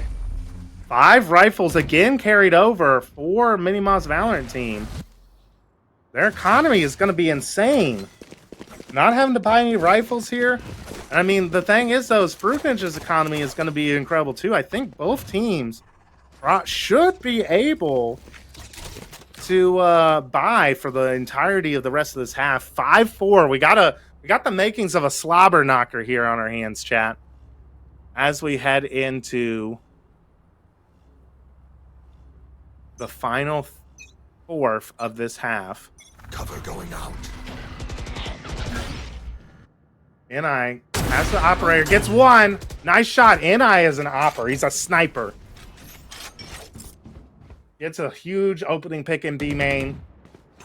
He's going to reposition wisely into mid. Boombot broken. Oh, gun spotted, and yeah, he takes him out.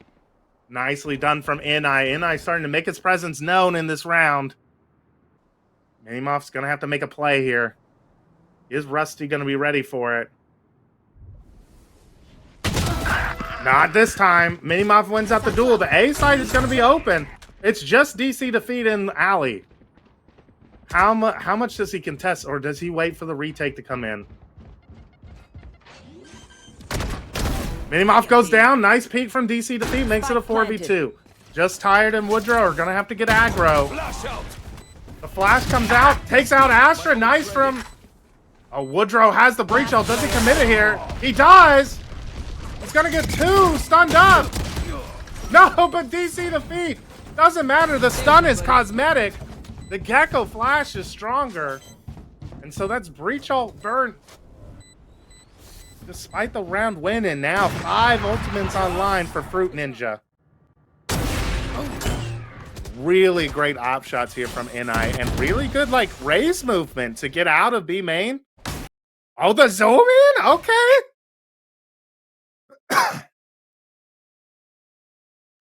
No, the stun through exactly. I hate that this been hanging out with Nuda too much. What do you mean? What word? A timeout coming out from Fruit Ninjas now. What up, Loop? Come watch the Underpeel. Ooh, we're on. We got a slobber knocker, a banger of a series going on right now in the Underpeel semifinals. Check it out, chat. Look at the window. We can go through it. Woo, into market. Slobber knocker? That's a huge word, is where I heard that from first. And now Esports Doug uses it as well. Look at me navigating through the windows, chat. I'm a pro. I'm a pro at observing. Lid is a slobber knocker hater. That's fucked up, Lid.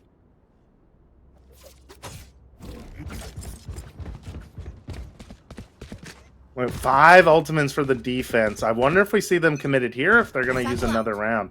Oh, yeah, we're going fast. We're going fast into B main. Oh, Raze ult Rosa there, but B main control fired by the attack. It was a good call.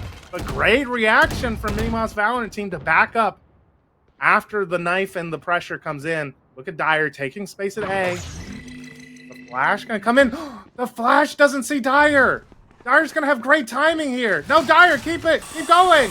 Oh, I think DC defeat would have gotten caught there if Dyer had just taken the space, but the bomb going to go down anyways. Oh, nice op shot from Butterfly Bender. Takes out the Lurk of Zon. 4v5. And again, 5 ultimates to play with for the defense on this retake. Or 4 ultimates after the... Oh, what is this flash? Nice flash there, along with the Gecko. Gecko, Woodrow down. It's going to be down to Minimoff. Gets one. A second. Has to back up. It's tired now. Takes out one, but DC defeat already on the defuse. How does Minimoff play this 1v1? The jiggle! Oh, but committed to the spray. And picks up the KO and a 7th round on for Fruit Ninjas. Well played from both teams there. And Minimoff, I think, played it so well there, but just not able to land the final shot. This is it. Get those guns. Beep, beep, beep. 7 rounds on the board, so the half officially won by Fruit Ninjas here on Sunset. NI with a dominant performance right now, 15-6. Like I said, the streets are never wrong, chat. The street said that NI was ready for this match, had the motivation. Wants to prove Minimoff wrong. Oh, great team play there, shooting the dart, knowing that that's a common piece of utility for Mini's Val team. Gets NI set up. And I kind of playing alone here. The Flash is going to see one in A main. Nowhere to run. Stun comes out. Dry ult. Gonna take out the Gecko and tag the Raze. What a huge Sova ult from Just Hired. And again, we see the mind games going back and forth for these players. But Butterfly Bender is too good with the op. Oh, great job from Zahn using the angle advantage to take out the op. Rusty's gonna have to give up the B site. Grenade to clear out the corner. Oh my god, Zahn's tucked in such a rat angle here. Takes out Asta. Minimoff's gonna swing, and I gets the better of him though. Gone up from Woodrow. Woodrow not gonna swing. Probably a good call. Zahn's location is known. Rusty's waiting for him. The drone! Iron's gonna go down! Oh no! Tired! And I whiffs a little bit. Woodrow takes him out. Nice 2v2 there from Woodrow and Tired. Well played. They get their fifth round on the board. And this might be one of the highest. I mean, it makes sense. We've gone through Swiss stage, right? To get to a top 8. And now we're in the semifinals. These should be some of the best teams currently in the Underpeel playing. And I have to say, right now, they're living up to the expectations. I think that half was probably one of the best halves we've seen so far on stream in a long time. Really, actually, sometimes with the Underpeel, right, we're watching just fun gameplay, right? It's funny, you know. But that was, I feel like that was actually pretty high quality Valor getting played in that half. Great job from both teams. But now the sides have swapped. Minnie's Val team is going to be on the defense here. Gonna be farming up the orb for the Raze here, A main. Take quick A main control and falling back. They have the read that's gonna be a B hit. Got you.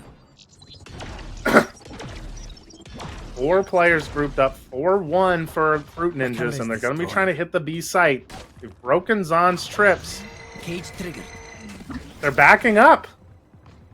And that info should be acquired. The Dart sees that no one's come out yet. They're falling back because of the space that Hunter's taken. But look at the push from Dyer. Dyer's pushed all the way out, but the A site's going to be for free. It's going to be a 5v5 retake. Minnie's Val team a little slow to rotate back to A. The attacker's going to take the site for free. 5v5. But we have a lot of breach utility for this retake. Is Minnie going to be ready for this 4-man push? No, not this time. But Tyre gets 2 with the Sheriff.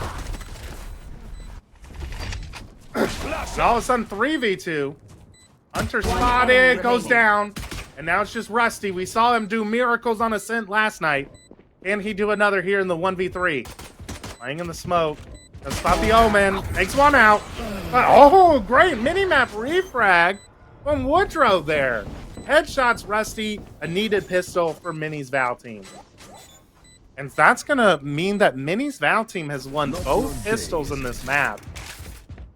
Should give them a big advantage going into the map to convert it and head to the grand finals. Again, reminder, grand finals spot. Winning this matchup secures these teams' spot in the top 8 playoffs for the Kickoff Masters event in 2 weeks.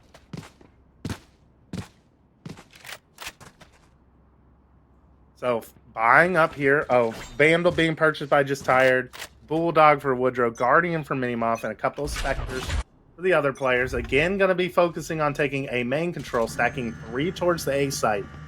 Meanwhile, on the Eco, looks like we are going for a bit of a... Oh, this is the pin flash calling in houses, folks. I always call smoke top mid. We get into it, and we pop flash out.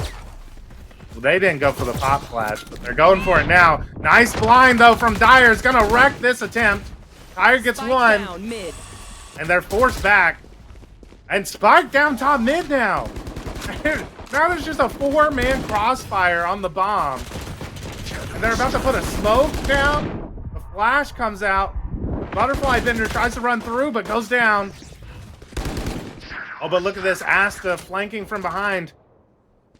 Oh, Zahn doesn't put trips on B main. They're going to have no clue. Asta cashes out on one. Goes down. Now they're aware of it. Dyer. They will pick it up. Ended up being clean. I feel like Asta needed to go for more than one there. Gun here.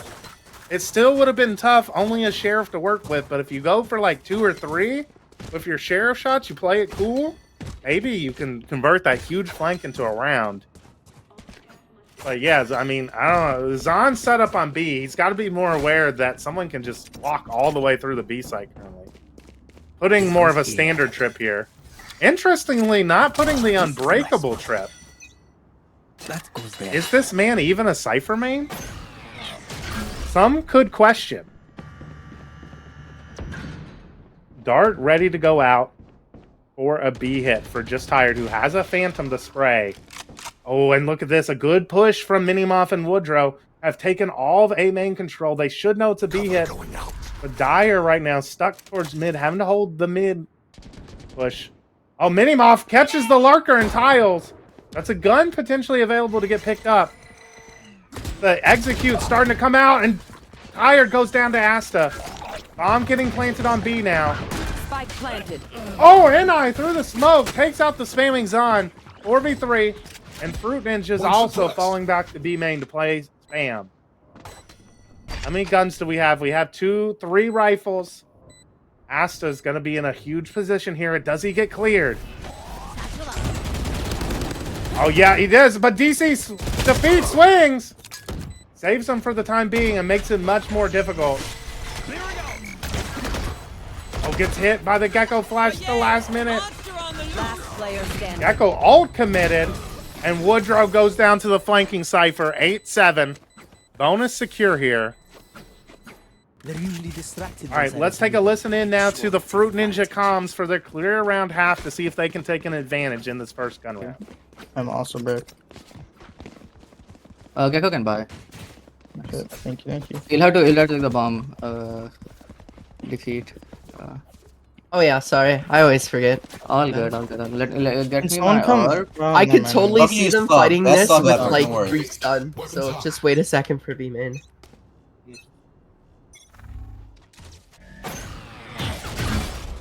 Two. Let double flash. They have a breach. Double flash. They're gonna Yeah, start. double flash. Ready? 3, That 2, is so 3, 2, 1 flash. Yeah. Yeah. All good, all good. We chill, we chill.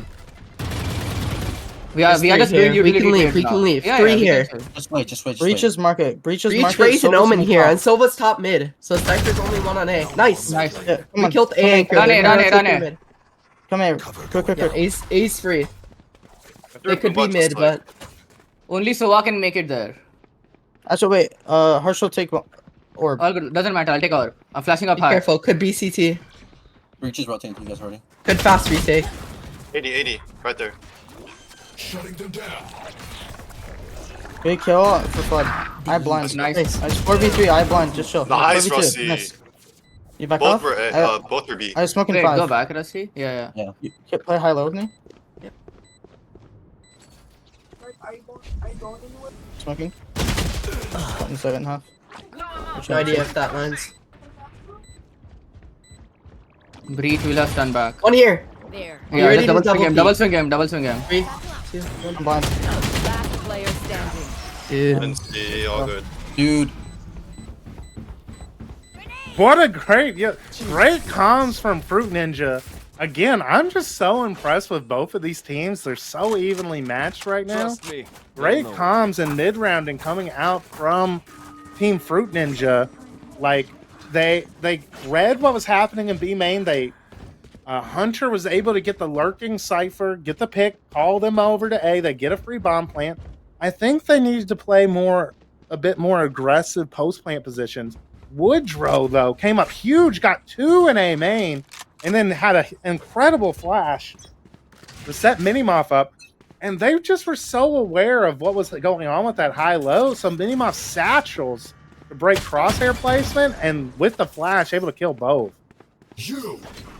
KO ult being invested here to get into B.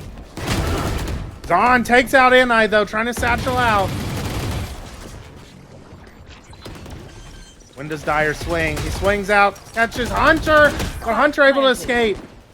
Spike's gonna go down. Re going to B main, and Ass is on a long flank here. It's going to come down to Hunter. Can Hunter... Oh, is he going to get cleared? He does! Zon not ready for it. Hunter gets 2 huge kills. And now Ass is flanked through Market. Might be the difference maker. Spam comes out. Dyer's just sticking, and he sticks it. He full sticks. DC defeat. Not able to land the spray. Dyer takes the 9th round. Advantage Mini's Val team. The team synchrony is stunning. Right there. And that, with that round loss, with the full stick coming in, Fruit Ninja forced onto a save here. This attack half has not been as strong as their defensive one. They've only won the bonus so far. A good defensive half so far on the side of Minimoff's Valorant team. And an Eco now coming out. Dark gonna spot one. Oh my goodness! The Salvo! The Salvo gets one and Minimoff pushes down with it. Gets 2. What a great trap play there from Mini's Val team. The Sova alt stun raise push-up combo completely obliterates the players in A. Holy. TRX up 9-3 at the half. Good comms in Teradus. And now what was already a difficult round because of the economy is almost impossible now because of that great team play from Mini's Val team in A. And Minimoff just holding the cross here. Why Sova doesn't do that? One enemy remaining. Nice trade from Rusty. Minimoff able to get 1 though, and Rusty low, only 45 HP and a Bulldog to work with here.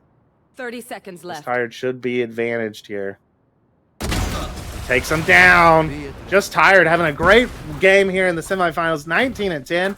And Woodrow, the lowest elo player for Mini's Val team, 15, 11, and 10.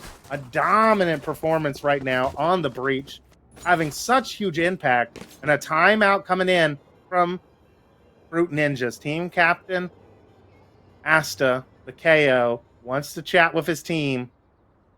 Get a read on what they need to do. Their attack half not been working so far. What adjustments do they need to make? What programmings do they need to do? Fruit Ninjas win for the team emblem.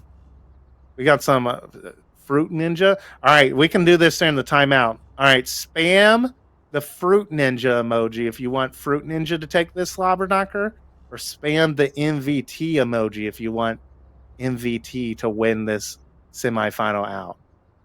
We got a couple of Fruit Ninjas, and as you can see, they bounce on the screen. So the more you spam, the more they bounce. We got 2 for Fruit. Oh, 4 now for MVT. Oh, a 5th MVT. MVT starting to run away with it in the emoji bounce game. He's right there. What up, Dylan? How's it going? It's going great. We're watching. This might be one of the highest level Underpeel games we've seen, I would say. Because it's 2 like really high average teams. So these are like all diamond plus players basically. And a lot of them are like high diamond ascendant-y level. And so like it's been really good to watch. It's been a really entertaining game. Rusty didn't buy. Look at this, chat. Rusty was too busy coordinating in the timeout. He didn't buy. He's got 4,200 credits. Oh no, that could be a crucial mistake. If only there was a way to bounce even more emoji at the same time. Kiera gonna be cooking. He's gonna be chefing up. Looks like. Last few yeah, MVT have kind of been like pulling away. I think of like, you can see they have like kind of the micro utility combo set. Oh, the Ray's all gonna come out. Minimoff starting to even up the beef against NI. Gets a big kill on the ulting Rays. Rusty with a classic gets one. Goes down to Dyer though. Asta goes down. And now it's just Hunter. Ooh, EP's in the bubble, but cancel. Should be known. 1v2. Dire is weak, though. Oh. Oh, the smoke missed the bomb.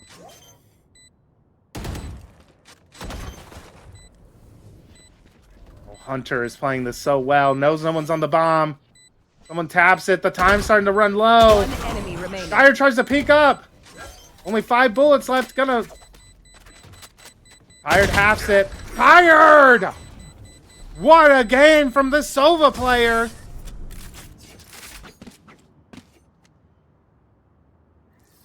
Oh, man. And Tired clutches it up. Hunter almost pulls it through for Fruit Ninja.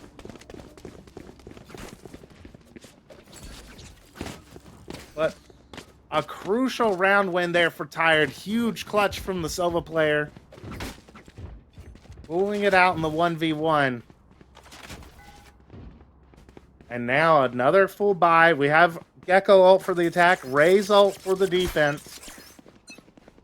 Again, another close round. A 4-man stack in A main. Again, they break the dart. They're waiting out utility.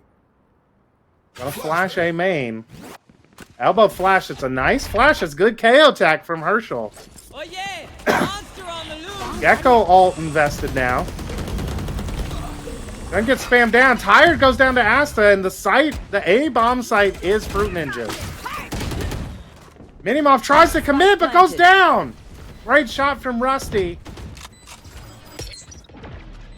Ray's ult down. Rusty gets another. Rusty, I think, starting to wake up a little bit. We saw him dominant on Ascent yesterday. And a huge round win. That's going to be big for Fruit Ninja's economy.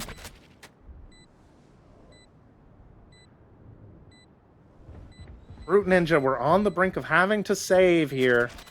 But with a flawless round here, that should allow them to have a couple of buys in a row now. And they have KO ult now for the next round. The pacing there, just were able to catch off Mini's Val team off guard a little bit. Minimoff tried to flood in, but I don't think he had the same coordination with his teammates there. He kind of went alone, trying to take a timing with the Raze ult, but Rusty puts him down instantly. Just, bam, look at the headshot there.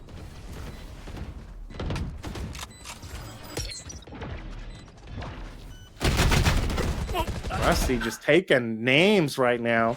Check in on Rusty. Rusty 12 and 15 today. A step down for the performance we saw in their qualifying match of Swiss Stage last night, where Rusty went like 25 and 3 in order to qualify into the top 8. But starting to wake up a little bit here. A main control being taken a ult orb farm for the Rays. Looks like we're going to be KO ulting into B. 5-man hit coming in now. Smoke's coming out for Hunter. NI is in. Backside, nice satchels. He's taking the site for the team. When does Zon peek through? Oh, just higher peeks through and gets one. Spike planted now. DC defeat, not ready for Zon to already be through. And Wooddraw on the flank catches Asta. But Butterfly Bender is also on the flank. 4v2. They're gonna know Butterfly rotation. It's 2v2 all of a sudden. And again, Hunter, 1v2 for the win, gets stunned. But Zon takes him out before. 12th round on the board for MVT. Map point, grand final point, qualification to the Underpeel Masters playoffs on the line here. 3 chances for Mini's Val team to qualify to the Masters event. This goes here. TRX up 11-6 versus Mouse House. Yes, this will do. Oh, this goes here. And so let's see again. Full buys coming out here. No ults for either teams. One off of ult Sova and Breach ult. Look at Tired changing it up a little bit. Has gotten really aggressive here in mid. And I don't think this is going to be known because this hasn't been done yet. I don't know if Rusty's going to be checking this cam anytime soon either. Tired could have just won the round here, but what's the timing going to be like? Tired gets one, but it's going to be traded. Dyer just peeks out in the mid and goes down. Bit of a mistake there, I think, from Dyer. The sub for Mini's Val team has been playing well for the squad. It goes down there. Nade's going to hold back the 4-man hit. But it's going to be up to Minimoff and Woodrow. They're on the correct site for this hit. Commits it, but Minimoff stunned by his own breach, not able to capitalize off of the stun. And it's just going to force him back. Woodrow spotted. Zahn gets 2 on the flank. And I able to take out Woodrow, though. 2v2. Oh, this is so tense. DC Defeat's going to take this fight against him. Oh. Minimoff swings, gets DC Defeat. And now we're playing. Oh, what a great swing from Zahn. A great 2v4. Zahn, huge with the flank, sends his team to the grand finals and qualifies for the first Underpeel Masters playoffs. GG's well played in the chat. What a great game. I mean, Mini's Val team ended up, I think, kind of taking off a bit on the defense, only dropping 2 rounds on the defensive half, but a great showing from them there. But great showing from Fruit Ninja. Fruit Ninja showing they're a team to watch out for in the the first weekend of Kickoffs Masters in the all teams bracket. So that was a 9-13 victory for Mini's Val team. All right, where's Interdis' stream at? So we can check out the end of the Mouse House versus Tinfoil Rex game. Tinfoil Rex currently up 12-7 in that matchup. Tinfoil Rex looking to qualify once again. The defending champs showing they're not to be trifled with here. Holy. Yeah, Tired. That was an insane game. That was a great game to watch. Both teams played super well.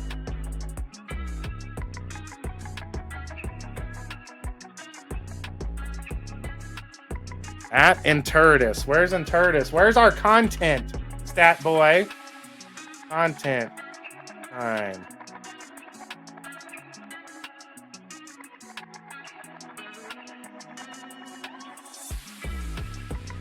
Happy with the performance? You all look good on defense. I was mentioning to someone the other day of like, Zendikar has my stream. Okay. If we can pull that match up. It's 12-7 currently. Our amazing producers getting it up now. A slobber knocker? It was Minimoff. Minimoff, you're going to have to take back your comments. Are you officially going to take back your comments about NI now? The streets need to know. Because NI did raise Diffy a little bit. Absolutely not. Damn, he's doubling down. Holy. I don't know. NI was on top of the scoreboard. All right, and we're in. It's all up to Code, I believe. The sub for Tinfoil Rex. Gonna have to clutch up 1v2 here. Bomb is down. I'm low, but Avery saves it. 8th round. We're in, chat.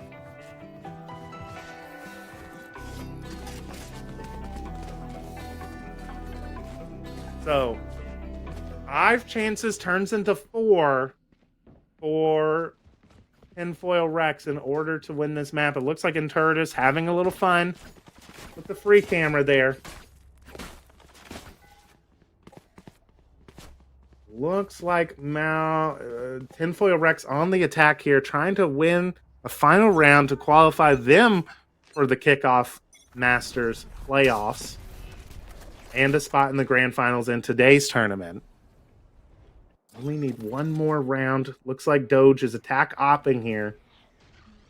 Taking out a stack, it looks like, towards the A site, but it's rotating off now.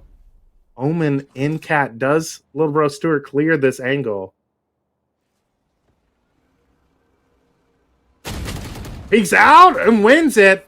That's KR winning a big fight. Man advantage, able to escape with the TPs. K gets another. Doge gets one with the op. But the defense, oh, great jiggle there from KR. KR's kind of, KR good now? I didn't realize, Chad. Cade's good, though, and takes him down 9th. 4 chances for Tinfoil Rex, down to 3.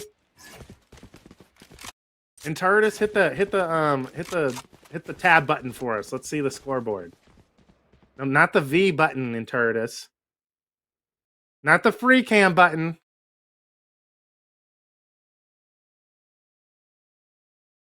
Is KR good now? Is crazy. There we go. It looks like Doge is having a map. 28 and 13. Wilbro Stewart 17-10. I mean, this is crazy that honestly, Mouse House with the kill differential here, like none of their players are positive, but they're find themselves trying to make a comeback here. Only 3 rounds away from forcing OT. Avery set up in B main with an operator. KR holding down short. No one watching A main. But it looks like, I think Mouse House have the read that Tinfoil Rex always are taking like heavy mid control. And they don't even have to worry about A main right now. An op shot goes out, but missed. No kills yet. Code Swill! Soul swings through, gets 1, but traded by Doge. KR gets another in short. The B hit Avery with the op. Takes one out, traded by Terp. Terp has been one of the players of the tournaments to me. I feel like this guy's always getting every trade right now on the Sova. But goes down to KR there. KR's a shooter now. Goes down to the lurking Malgro, 1v2, but he's not going to realize that Salty was tucked there. 5 chances to go to the grand finals, down to 2, chat. Real eyes, realize, real lies. So true, man. The timeout coming out from Tinfoil Rex.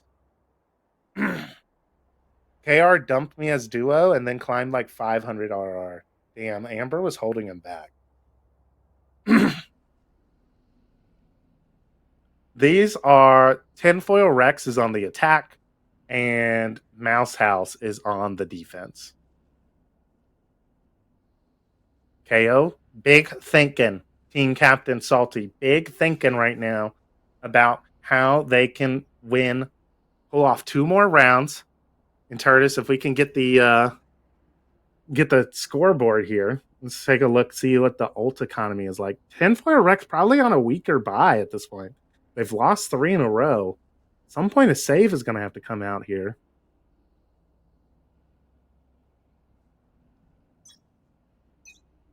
KR more like Slayer. It was me. Same with Lily and Minnie. Yeah, it's so true.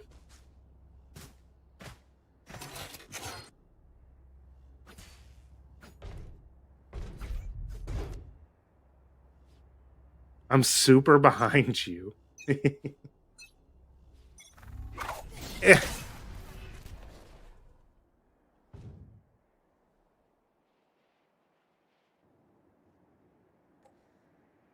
All right. Again, Tinfoil. Yeah, it does look like the ecos come out here. I saw Sheriff on some of the Tinfoil Rex players. Trying to creep up short, but KR, the MVP of the game against ShaqKobe and crew that we saw on stream, KR is here. Swap to the Omen, yeah. Oh, yeah, KR gets 1. 2, finally gets traded. It is Terp getting 2, though. Huge trades again from Terp. Like I said, Terp has been huge. Gets a 3rd. All of a sudden, this eco round is in favor of Tinfoil Rex. Could this be their chance to go to the grand finals? And Doge now lurking. Oh, Doge is going to win this map, but he whiffs. Cade gets a trade. It's a 1v2 for Cade. Hit the L button in Turtis.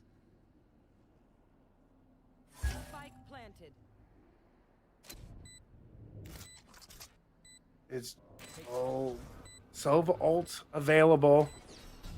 Swap to Cade's point of view. Yeah. Let's see if Cade can clutch this out. Has to clutch this, win this round in the 1v2 in order to send his team, keep his team alive. A Sova committed dry. Oh, he commits Sova ult. He gets one. He gets a kill. It's a 1v1, but oh! What a rat angle from Code ends the game. 13-10. Tinfoil Rex send themselves, the defending champions, to the grand finals and earn a spot in the Underpeel Kickoff playoffs for the Masters event. And so we have our grand finals chat. Tinfoil Rex versus... No, I don't need you to observe grand finals, Interdis. I got it. And so it's Minnie's Val team, MVT versus Tinfoil Rex. Do we get anything for top 4? How does this work? I mean, you get more Underpeel points because you won more rounds, won more matches. You're a top 4 team out of the registered teams. But only the top 2 get a direct invite to the Masters tournament. Mouse House and Fruit Ninjas, both teams looking like insanely good players, or great teams, impressing throughout the tournament. Gonna have to fight to earn a spot in the Masters playoffs through the Open Swiss 2 weekends from now. Yes, there will be another event for the remaining 4 teams, correct. All right, so let's get it going. Best of 1 still? Yes, grand finals will be best of 1 because we want to make sure that we're not here for another 3 hours, basically. All right, let's get the teams going. Up League Q1. Minnie's Val team's ready.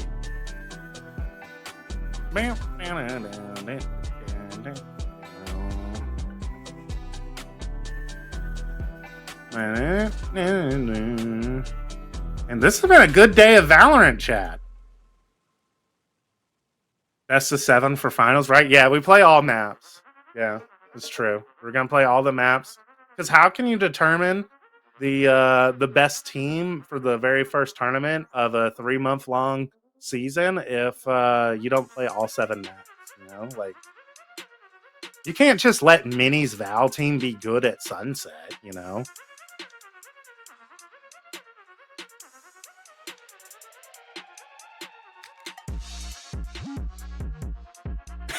You can bring it. Yeah, let's do a best of 10. Like the map's out of rotation too, actually.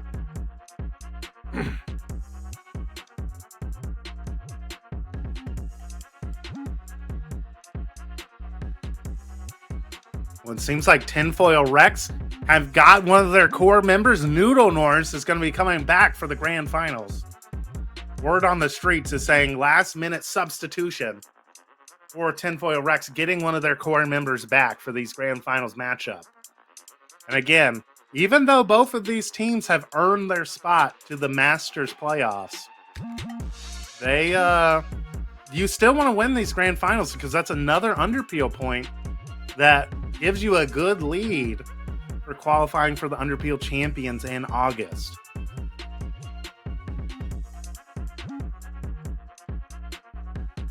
Q has popped, and I'm hyped, chat. So I'm literally gonna just be watching. I'm telling you the pick bans. MVT have banned Split with their first ban.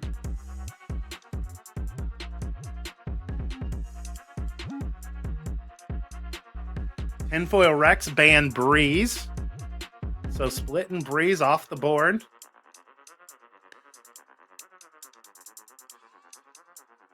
MVT typing. Gonna get in their second ban in soon. MVT banned Bind. So Bind off the boards. Tinfoil Rex ban Icebox. So it's between Lotus and Sunset as the final map. My guess is MVT have been great. Yeah, Ascent banned. So Ascent off the board. So it's between Lotus and Sunset. Little Bro Stewart, Tinfoil Rex going to be able to pick the map. Do they want to fight MVT on Lotus or Sunset? If they've done their research, they should pick Lotus because that's the map they lost to Optimistic yesterday. They lost Lotus, and we've seen how good they are on Sunset twice now on stream. Hopefully Little Bro Stewart's not listening in for the commentary. Finals don't give 3 points? No. You just get an extra point for, like, so each point is like a map win, right? Let's see. The map is gonna be Lotus. Sunset banned, Lotus. Little Bro Stewart does have the prep. He prepped it. He knows. He knows not to go to Sunset. And so off they go. They are heading to Lotus. Lotus is going to be the map for the grand finals matchup between Season 3 defending champions. Tinfoil Rex have made a great title defense so far in this opening tournament, making it all the way to the grand finals, along with newly formed super team, Minnie's Val team, one of the more anticipated teams going into this opening tournament, going to be going on to Lotus. Lotus was a big Lotus was kind of a home ground map for Tinfoil Rex during their playoff run to win the championship in season 3, so seem a little bit prepared. But I have reporters, chat, inside the Minimoth Valorant team corner who let me know that they've been readjusting their Lotus a little bit. They were practicing. They were getting ready.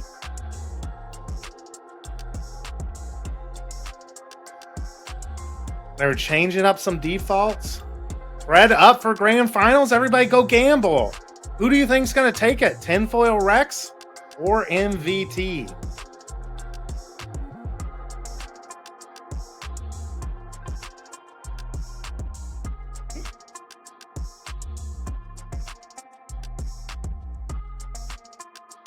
Do subs have to stay in the Pilo limit? Getting dubs how subs work is that whichever player is missing, your sub has to be the same rank or lower.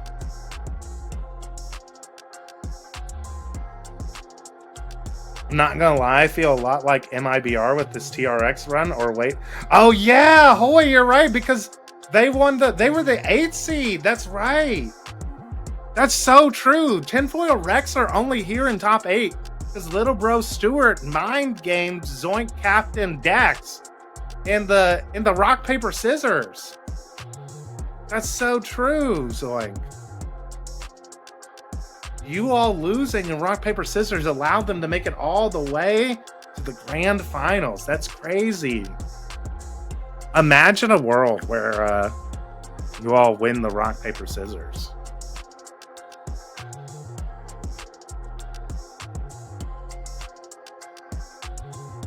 And we're loading in now for our grand finals matchup. MVT versus Tinfoil Rex. It looks like the betting man. The odds makers are heavy into MVT. 69% leaning of the points on MVT right now. But don't question this Tinfoil Rex comp here on the left for the defense. I've been hearing things about their triple Yoru comp. Goes kind of hard.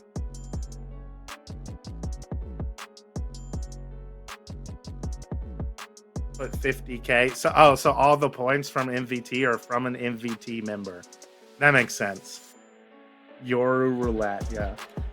No way Stewart actually is playing Yoru. There's actually no shot. I don't believe it. I refuse to believe it. On the other side, we have the comp locked in for MVT. And it's almost identical to their Sunset comp. Raze, Breach. Instead of the Sova, though, we have the Fade, because the Fade is a little stronger on Lotus than Sova. And then Dire on the Omen, Cypher. So no Killjoy. Kind of an interest. This is an off-meta comp for Lotus, but definitely plays into the comfort roles for the team. On the other side, we got a much more standard Lotus comp with the double controller, Viper, Omen, Killjoy, core players. Stewart going with the Sky, I believe, because he's just more comfortable on Sky than an initiator like Gecko. And then Doge playing the Jet because he's not comfortable on the Raze. Minimoff, I will give props to Minimoffs. I would say a lot of Minimoff's team's success is that Minimoff has put in a lot of work to get comfortable on Raze. Because at one point, Minimoff was just like Doge, where he was just a Jet one trick. He didn't play anything besides Jet. I mean, way back in season 1, chat. No, I'm here. We're loaded in. Way back in season 1, chat, Minimoff was a Cypher one trick for season 1 champions. He was on a team with Just Tired, and they won in season 1 for Team X. Minimoff was a Cypher one trick for most of the season, but during the playoffs run, had become a Phoenix player, eventually transitioned to being a Jet player, but now has done a great job of picking up the Raze to make the comps work better on the different maps. And it looks like they're hitting A here on the attack. Minimoff's Valorant team on the attack. Tinfoil Rex. Oh, Noodle Norse does a lot of chip damage, but only not able to get any. Bomb gonna get planted. A 5v4 post plant for Mini's Val team. Woodrow goes down to Malcro. Nice shots. Oh, this is such a good position. Oh, cleared! Dyer gets 0, and all of a sudden, this retake has been incredible from Tinfoil Rex. They're off to a fantastic start. I subbed for Tinfoil Rex for the past 2 games, and now they get featured. Scam. Told you should refuse to leave. You could have been in the grand finals, Code.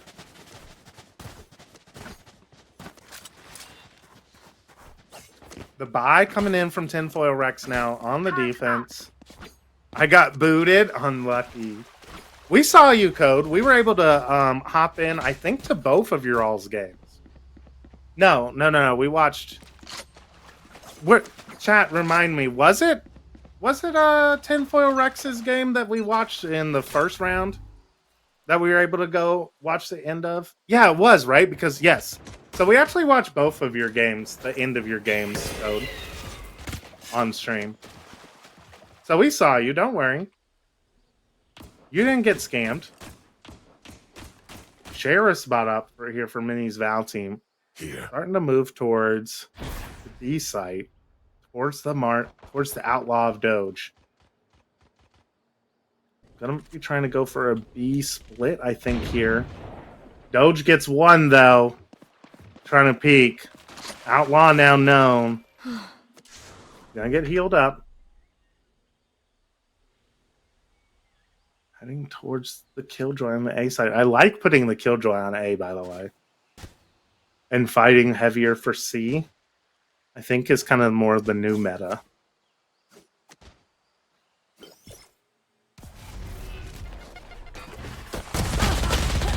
Oh, the Stinger goes Burr, takes down Minimoff. The reposition and the escape from Noodle Norris is nice as well. 30 seconds left. Gonna try and get towards B, it looks like, with this lurk from Dyer. But have to break the door, and I think Malgrove should be able to take him out. Oh, they're running to C! Stewart's gonna try and chase him down, though. 10 seconds left. Stewart might get caught here. Oh, Dyer just lets him through.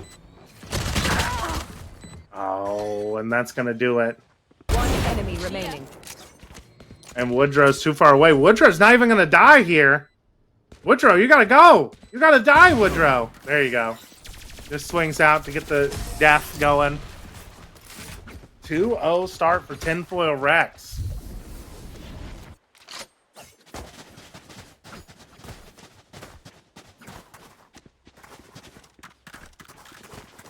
I thought if you get bombed down, you're fine. You don't gotta die.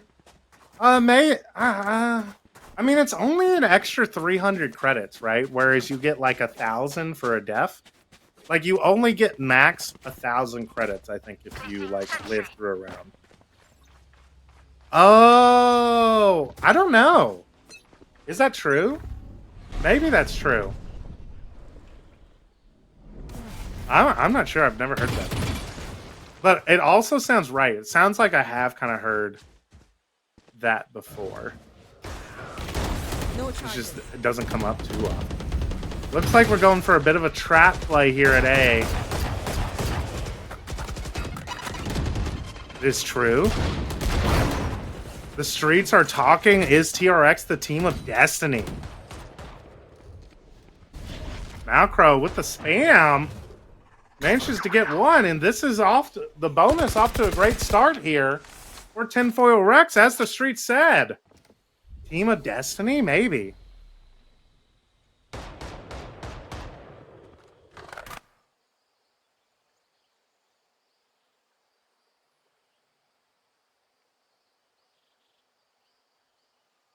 And so, Stewart's in a nice pause here. This could be a round-winning position. Looks like they're going to try and go B, but again, this is a nasty little crossfire. Terp in the 50 here. Left. Has to get cleared out, and Malcro able to swing off of him. Flash comes in. Spotted. Able to get one, traded out, but Malcro again with the Guardian gets one. Stewart going to be behind, not going to be heard. The shots with... enemy remaining. How does he... Down. I don't get little bro Stewart, man. How does he get that kill? Like, he whiffs when no one's watching him, and then he manages to land the kill, like, afterward. Hot start, though, for the defense of Tinfoil Rex. I don't know, maybe Tinfoil Rex are going to win the grand finals here, having played the map pool game and a fast timeout from Minimoff. Losing the bonus, upset. Minimoff upset with his Valorant team right now. He's going to have a stern talking to them.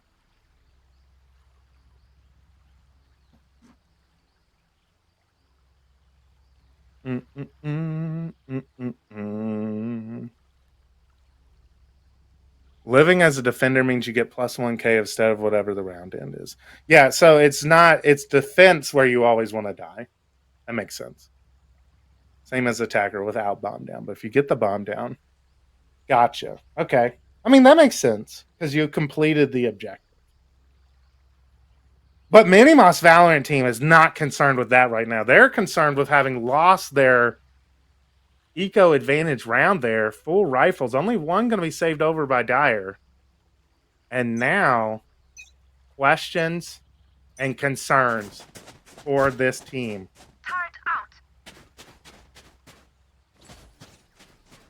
Some may ask, are they throwing to save strats for the Underpeel Masters playoffs? Are they throwing the grand finals here? Some have questioned.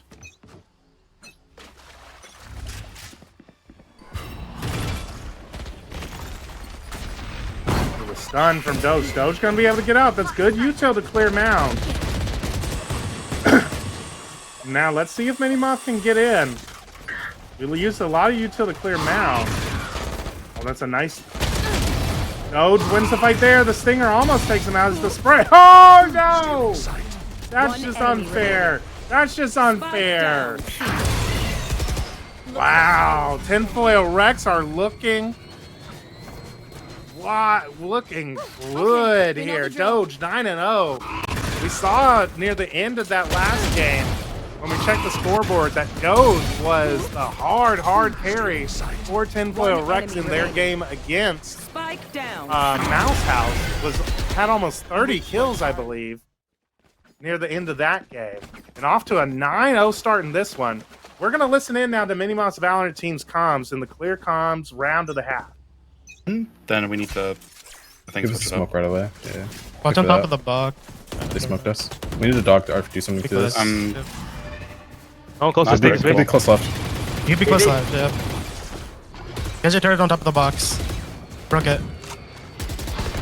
Nothing behind the One buff. front sight. Let's push through. Flashing front sight. Great kill. I'm blind. I'm B. Wait, I think one. Where'd the blind come from? One breakable, one heaven. Upper. Stairs. Viper stairs. Stairs and breakable.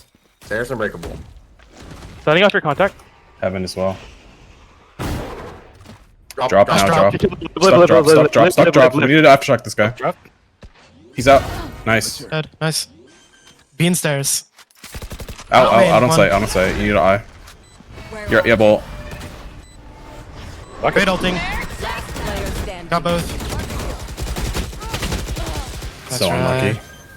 60 fight. You're right, Minimoff. That is so unlucky. That is unfortunate. Tired commits the ult there to knock the defenders down low and tries to do the running gun, but not able to land the shots on Malcro. And Woodrow had made a great play going, having to take out Doge, made it doable. That's a big ult to lose and not convert. It looked like that was essentially their best chance to win the round. They had gotten main advantage on the site execute, taking out Little Bro Stewart, but not able to win in the post plan. I'm surprised. I don't really know what went wrong there. Like, I think we're just not hitting our shots at this point. I think we had heard this. We saw this happen to Mini's Val team yesterday in the Swiss stage. They looked like they were set. They were primed to go 3-0. We're dominantly cruising through the Swiss stage, but in the third round of Swiss yesterday, they lost 13-6 on Lotus, and just seems like they're uncomfortable with this map. This might be one of the maps they don't scrim as often. They haven't put as much thought or prep into. And potentially maybe just their comfort agents aren't as strong on this map compared to a map like Sunset. Because right now it's the same story of in their third match of the day, getting kind of... they're going down a little bit, but the eco is looking strong here. 4v2 all of a sudden. Doge's op turns into a 2v3 though. Bomb should be able to go down on the C site though. 30 seconds left. Only a gun on Minimoff, Stinger, and Sheriff in the hands of the others. Scatter. Spotted. Noodle Norris gonna have to clear the op. Has to hope that someone peeks into him. Oh, Noodle Norris gets not dire, just tired. But the save calls in, and so Minimoff's Valorant team gonna be able to get their first round off of this Thrifty. Good swap up. There. Good change of pace. Able to catch out some of the players trying to lurk through the map. Thrifty. As you can see, we got kills at Stairs, B main, and Waterfall in that round. And so maybe this is going to get some momentum on the side of Mini's Val team. Again, though, Doge looking strong along with Malcro. 11-1 for the Jet player. 8-2 for Malcro on the Omen. I will say Malcro's Omen play on this map of Lotus, I remember being like particularly good during Tinfoil Rex's championship run last season. I was always pretty impressed with how he played the map and used his smokes. And it looks like that's carrying over here into the grand finals of our first kickoff tournament of season 4. Orb going to be acquired for just tired. Arming up. We have a Raze ult here. And we just see the game plan here for Tinfoil Rex is leaving Noodle Norris a lot of times to hold A with the Killjoy utility. And then Little Bro Stewart has done a great job of taking map control and space. Ooh, spots one. Knows it's not C. Is going to tuck. Little Bro Stewart likes this pause. This is another time we see him there. Dyer's lurk at B gets taken out by Malcro. 1. The Omen battle 1. Man advantage and time on the side of the defense now. Little Bro Stewart spotted, does some chip damage to Minimoff. The call to go see here would be the correct one. Let's see what Stewart can do here at Mound. 30 seconds left. He peeks. Gonna flash high. Blinds one. Flash high again. Oh, nicely done from Stewart! The little bro, I hope his mom's watching. Holy! Nicely played by Stewart. And Noodle Norris makes it a flawless round. Tinfoil Rex continue their dominance on Lotus. Well played from Little Bro. Look at this flash. Peeks out. Good reset of the spray. Down, C. Nicely done from Stewart. Stewart beating the allegations from the streets that were saying that Little Bro Stewart was hard carried to the championship last season by his teammate Cesora.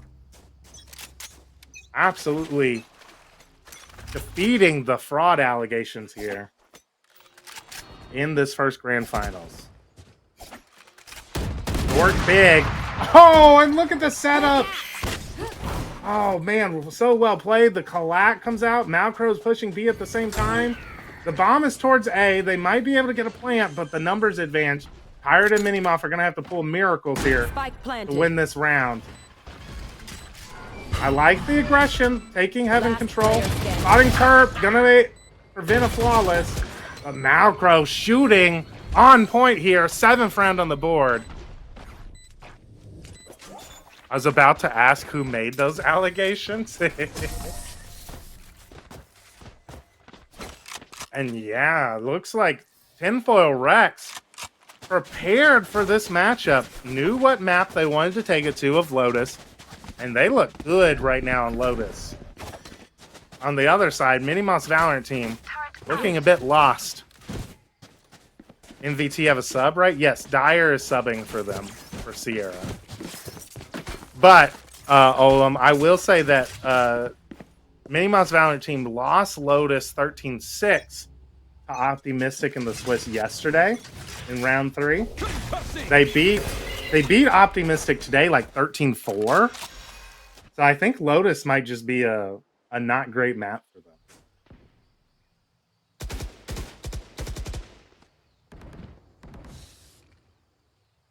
I'm still hoping for them because they have a breach. I feel like people kind of think breach should be... Oh, Operator just taking out the players in tree. Oh, and Malcro could go huge here.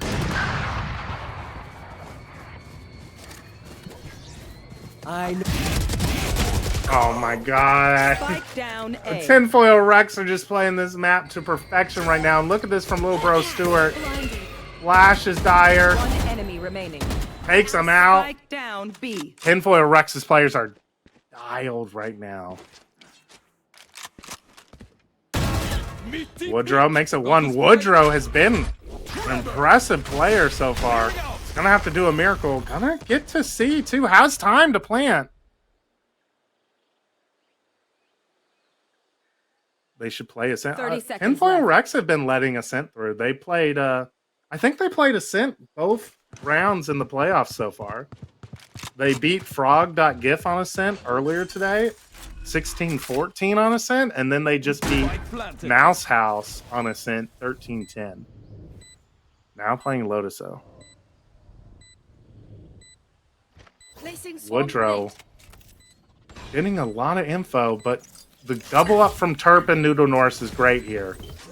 Oh, and that turret's going to give them full info. The stun, he's running through it. Oh, but the vulnerable is too good. And yet again, the bane of breach players everywhere. Using your ult, having all the enemies stunned, not being able to kill them. What a great position from Malcro here. The spray down gets 2. Stewart gets the second here. Woodrow makes a good attempt, but yeah, it's too much utility to get through. Tinfoil Rex looking dominant right now. 14-2 for Doge, 14-3 for Malcro. Little Bro Stewart only 6-3, but everyone playing so well. There. That snakebite was actually so good. Yeah, it was.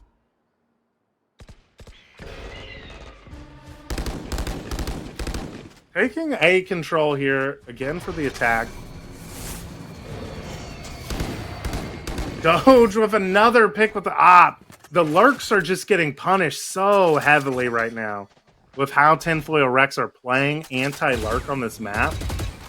Tinfoil Rex are doing a great job of not really playing like...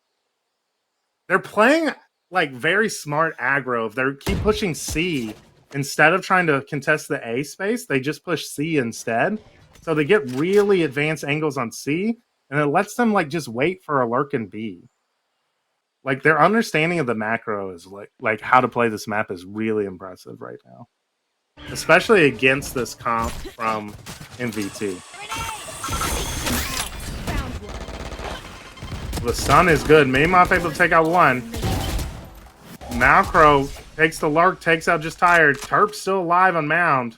Last player standing. Nunorous gets one. It's just Woodrow again. A familiar position for the breach player. Goes down 9-1. Hopium. Tinfoil Rex's coach in the chat saying TRX better. Here. TRX are literally 2023 EG. It's so true. Nuda Buddha, what would you say TRX are better if they had lost the rock, paper, scissors to make playoffs yesterday?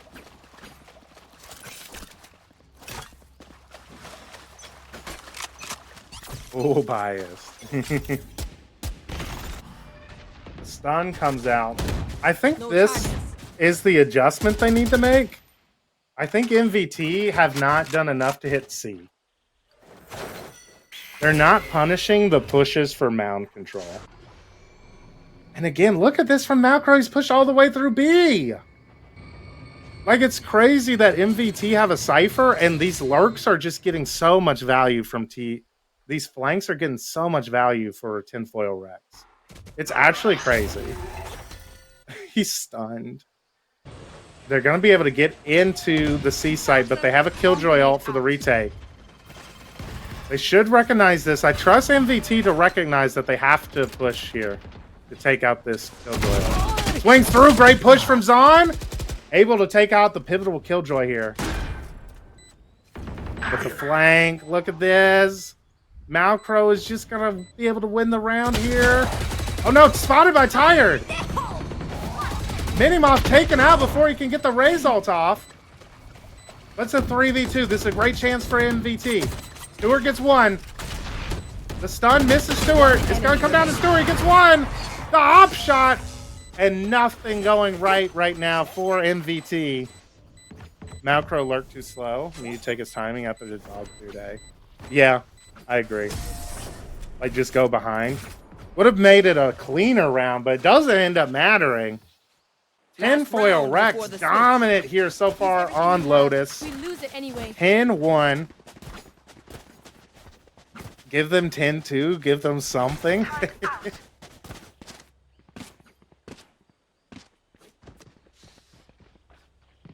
Wow, look at the dominance being displayed. Tinfoil Rex.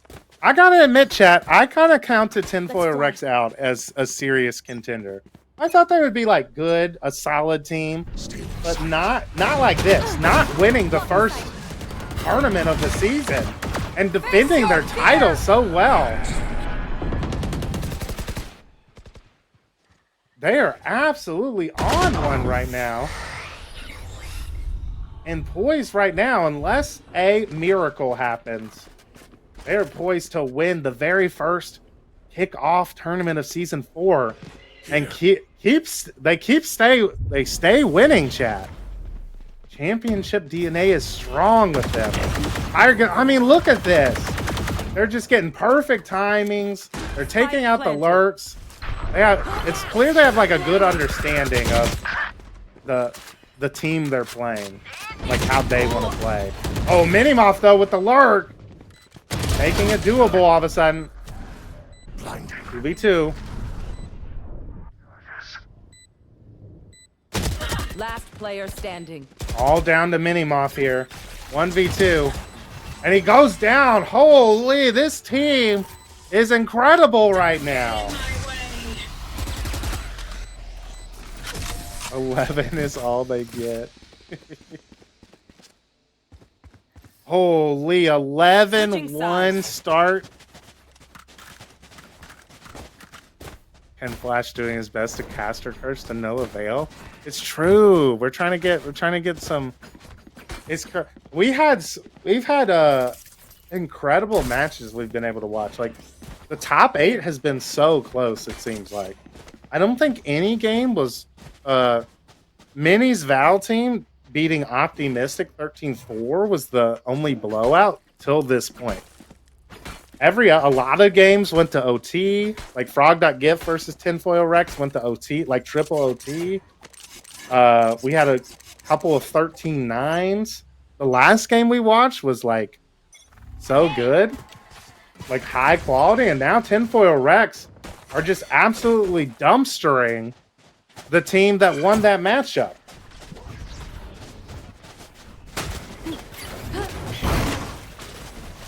In they go. It's going to come down to Zon. Woodrow gets one. Zon jumping around. What a play from the Cypher player.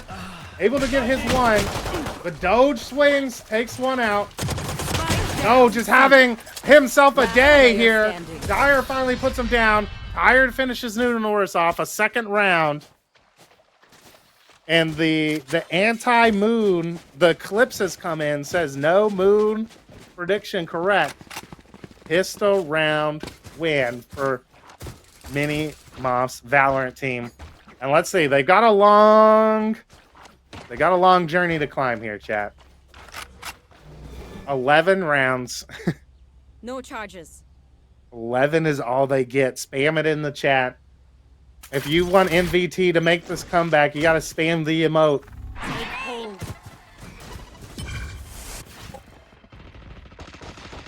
With the judge here at B. Gonna take out Terp. Zon spots them at C. I like this though from Tinfoil Rex. They're showing that they understand that. I feel like in the newer Lotus, mound control is almost more important than rubble control at the start of the round. Like it's a lot easier to re-clear rubble in A than it is C mound.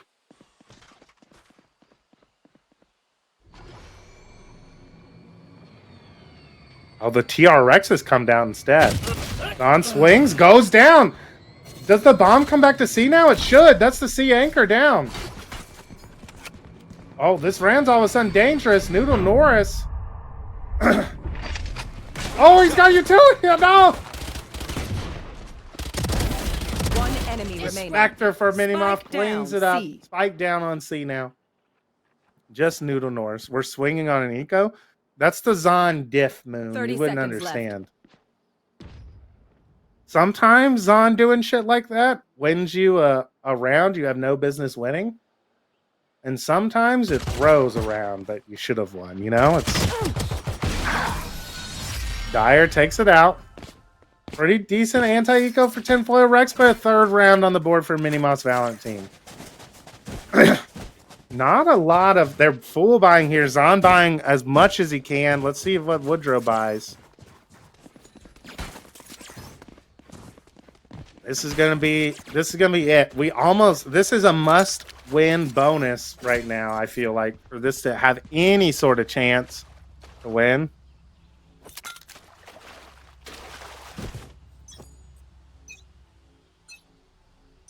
I know what I can say, but I don't have the strength to say it. Oh, that's a good... Oh, the Spectre, though! That was a nice play. They almost catch Malcro out there. Herp, though, wins the battle at A. Minimoff still trying to get an advantage here. It's going to come down to Zon, but he goes down to Terp. Again, I would say Terp's kind of been the MVP for this team for me. He's been really impressive. 3 down. He's playing his support role so well, getting so many crucial trades. And a lot of the rounds we've watched him play. Really impressive play from Terp throughout this tournament. And it's looking like tournament point is about to be on the line And we're going to be able to listen in to the clear comms of Tinfoil Rex as they try to finish off Minnie's Val team and take the first place in this kickoff tournament.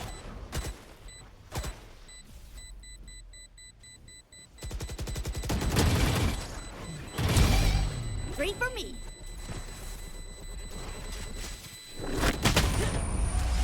Hunting able to take out another gun. Makes it an expensive bonus. Match point. Let's take a listen in. Next, All right. by next. See. Keep it clean. I think we can just buy here. They're on broken buy. Not really. They have, They have three. rifles. Wait, can we tech pause? Can we Yeah, they tech? have 3 rifles. We can Can we call a pause. pause? Timeout? Can we call it Tech pause? timeout? Yeah. No, tactical. Timeout. Oh, OP10. Oh, timeout, not tech. Okay. Not Timeout? tech. Do we have Oh, time? it's queued. Oh. Fuck. Wait.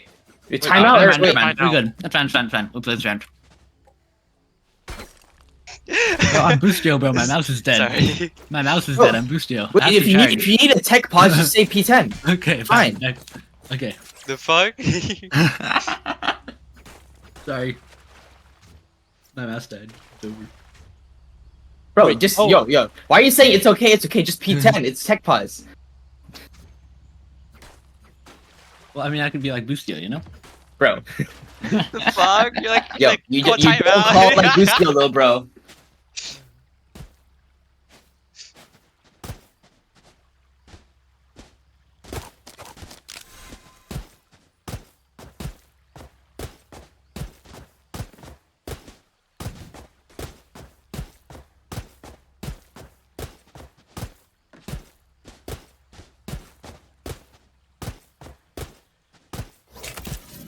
Don't believe me.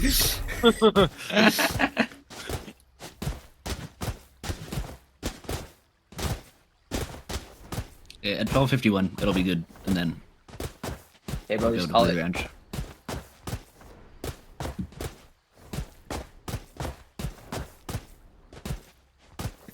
It's like it doesn't let me move my mouse when I plug it in. I have to like keep it unplugged to play. It's weird. Gotta make sure you're not cheating. Okay, I'm ready. Alright. Okay, good. Can we do the same play? Honestly. Spirit armor. Can you remind me what the play Wait, was? bye? I thought you were not. Oh shit. All good. Odin on A. Wait, we can go race. I smoked well. Okay. Break them both. They committed a lot to that. Can we go to another Yeah. side? Yep. Toxin screen down. I didn't blend anyone on that. One beam. They could be up A. Want me to reclear what dog? I can put wall up for me if you want to do that. Okay. What if we just went back C? Okay, I'm down. We can pinch mound with the door. Oh, you're crazy. Oh, Malco is crazy. Ah, fuck. Oh no, get ready to go through B They main broke door. breakable. They broke breakable.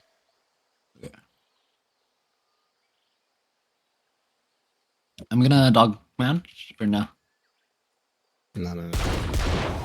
Opening door on him. Reach close. Close. Reach dead. One more. 80, nice. Behind you. Down. C. One on B main. I got the spot. That was the B main guy that ulted, right? Yeah, B-man got ulted. Yeah.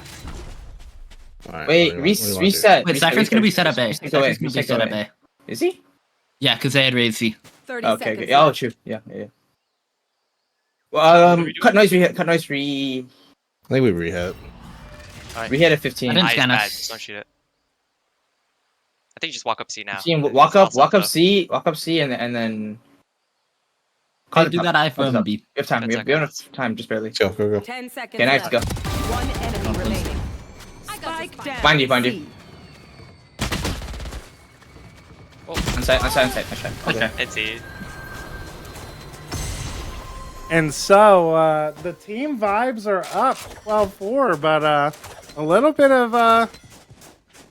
of trolling going on in the Tinfoil Rex comms right now. Some potential accusations of fake tech pauses. The comms are definitely calm. Yeah, it's weird. Like I feel like they have decent comms sometimes. I remember yesterday when we listened into them, they were like, I think they were really nervous in their first game because they were like barely calming at all. A lot better comms in that round, better vibes. which is to be expected when you're up 12-3, right? But oh, nice shot from Dyer. That's a nice little jiggle.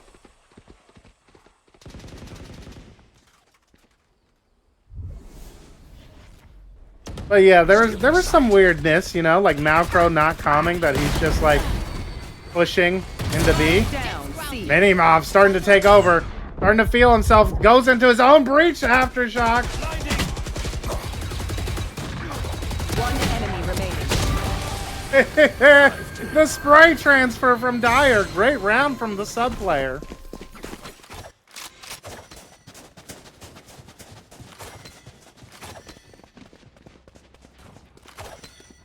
Besties are throwing. So true, Nuda.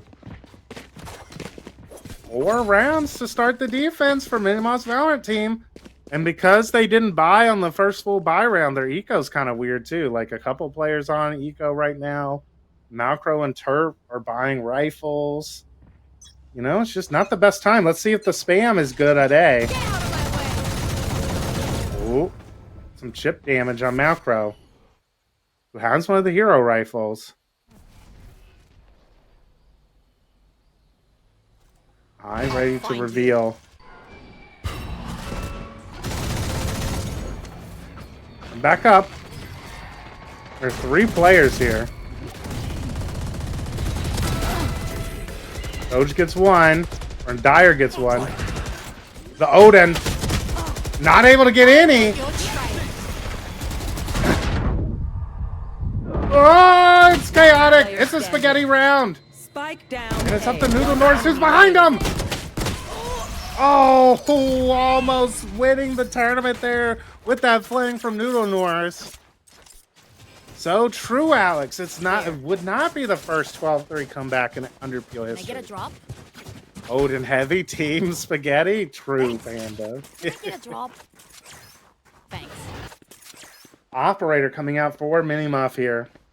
Full buy round. Probably the first one in a while for Tinfoil Rex.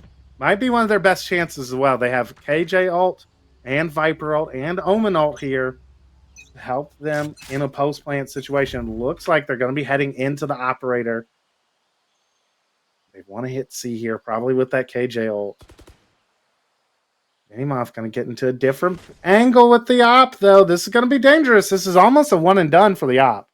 It's going to be tough for him to get out. But do they just dry swing him? Not expecting him pushed into the off angle. That's the question. They're just waiting. They're allowing Turp to make a lot of noise towards A. Tired takes out Turp. Oh, we're moving, and we get 1, but Doge, nice trade. That's going to open up the C site. Man advantage for MVT, though. Oh, he's stuck it. What is he doing? He forgot to cancel. Woodrow trying to flood in now. But this is a tough position. Should wait. Yep, waits for Tired to get here. Zahn on the flank, though. Spotted, goes down. And all of a sudden, disaster for Mini's Valorant team. Could this be the end? Could this be the tournament? Now, Crone, a great pause here. Gonna keep the gun out. Spots Woodrow! The spam! Takes him out. Is just up to just Tired. Has to keep his team alive. The run and gun. The ace from Doge closes it out. Huge ace to win. And Tinfoil Rex are your registered team kickoff champions. Doge coming alive in these playoffs. I know he had about 30 in the last matchup against Mouse House. 25-8 in this final game to go along with 19-10 from Malcro. Huge performance from Tinfoil Rex, the Season 3 champions, start their title defense off in fabulous fashion. Script went crazy at the end. Exactly. The Tinfoil Rex champions take another title. Your registered kickoff champions. What a way to end it out. What a storyline, chat. We started this tournament watching them play against their former team we watched them play against their former hard carry teammate Cesora in the opening game and take that victory.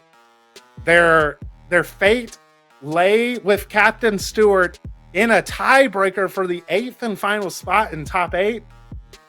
Depended on a rock, paper, scissors match.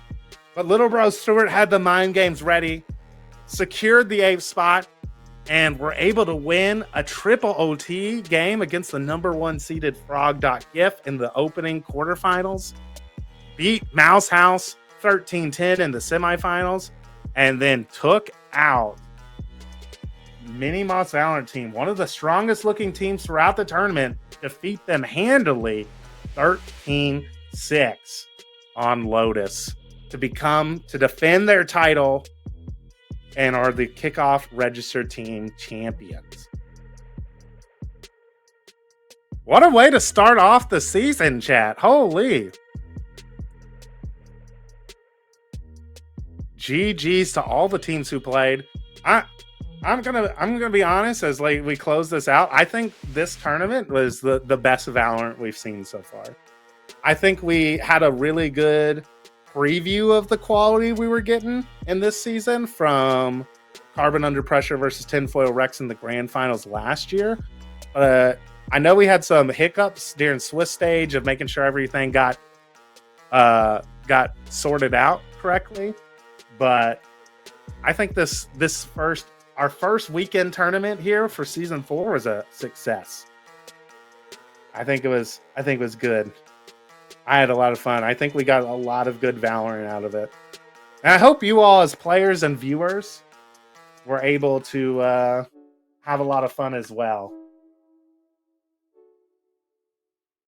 All right, we are going to go ahead and close out. That's going to be it for us today. I don't know if our producer, Zendikar, thank you to all the teams that played. You all were amazing. You made this a fantastic tournament. We are going to close it out now. We will see you all Thursday for the Underpeel podcast, where me, Zon, and Intertus will go over. We'll probably see if we can get a Tinfoil Rex member, maybe even Coach Nuda Buddha on the podcast to talk about their run. And we'll see you on Thursday for that. Tune in next weekend for the draft teams. You thought this was exciting. We're going to be seeing a bunch of new players and teams go against each other for the very first time in the Swiss stage on Friday. Next week, we will be back again, and we're going to be having season 4 content for the next 3 months, basically. So make sure you hit the follow button below on the Twitch channel. Make sure that you prime subscribe to support us here at the Underpeel so that we can keep having these great tournaments. And I don't know, Zendikar, are we able to raid people? Because we could raid Zammy. We could do an Underpeel raid chat. Start getting our name out there, you know? His Twitch is Zammy_Val. All right, so everybody go raid Zammy, say hi, spam Underpeel raid. And we will see you for the podcast on Thursday. Is the next time we'll see you here on the Underpeel channel. Have a great rest of your weekend, you all. Peace.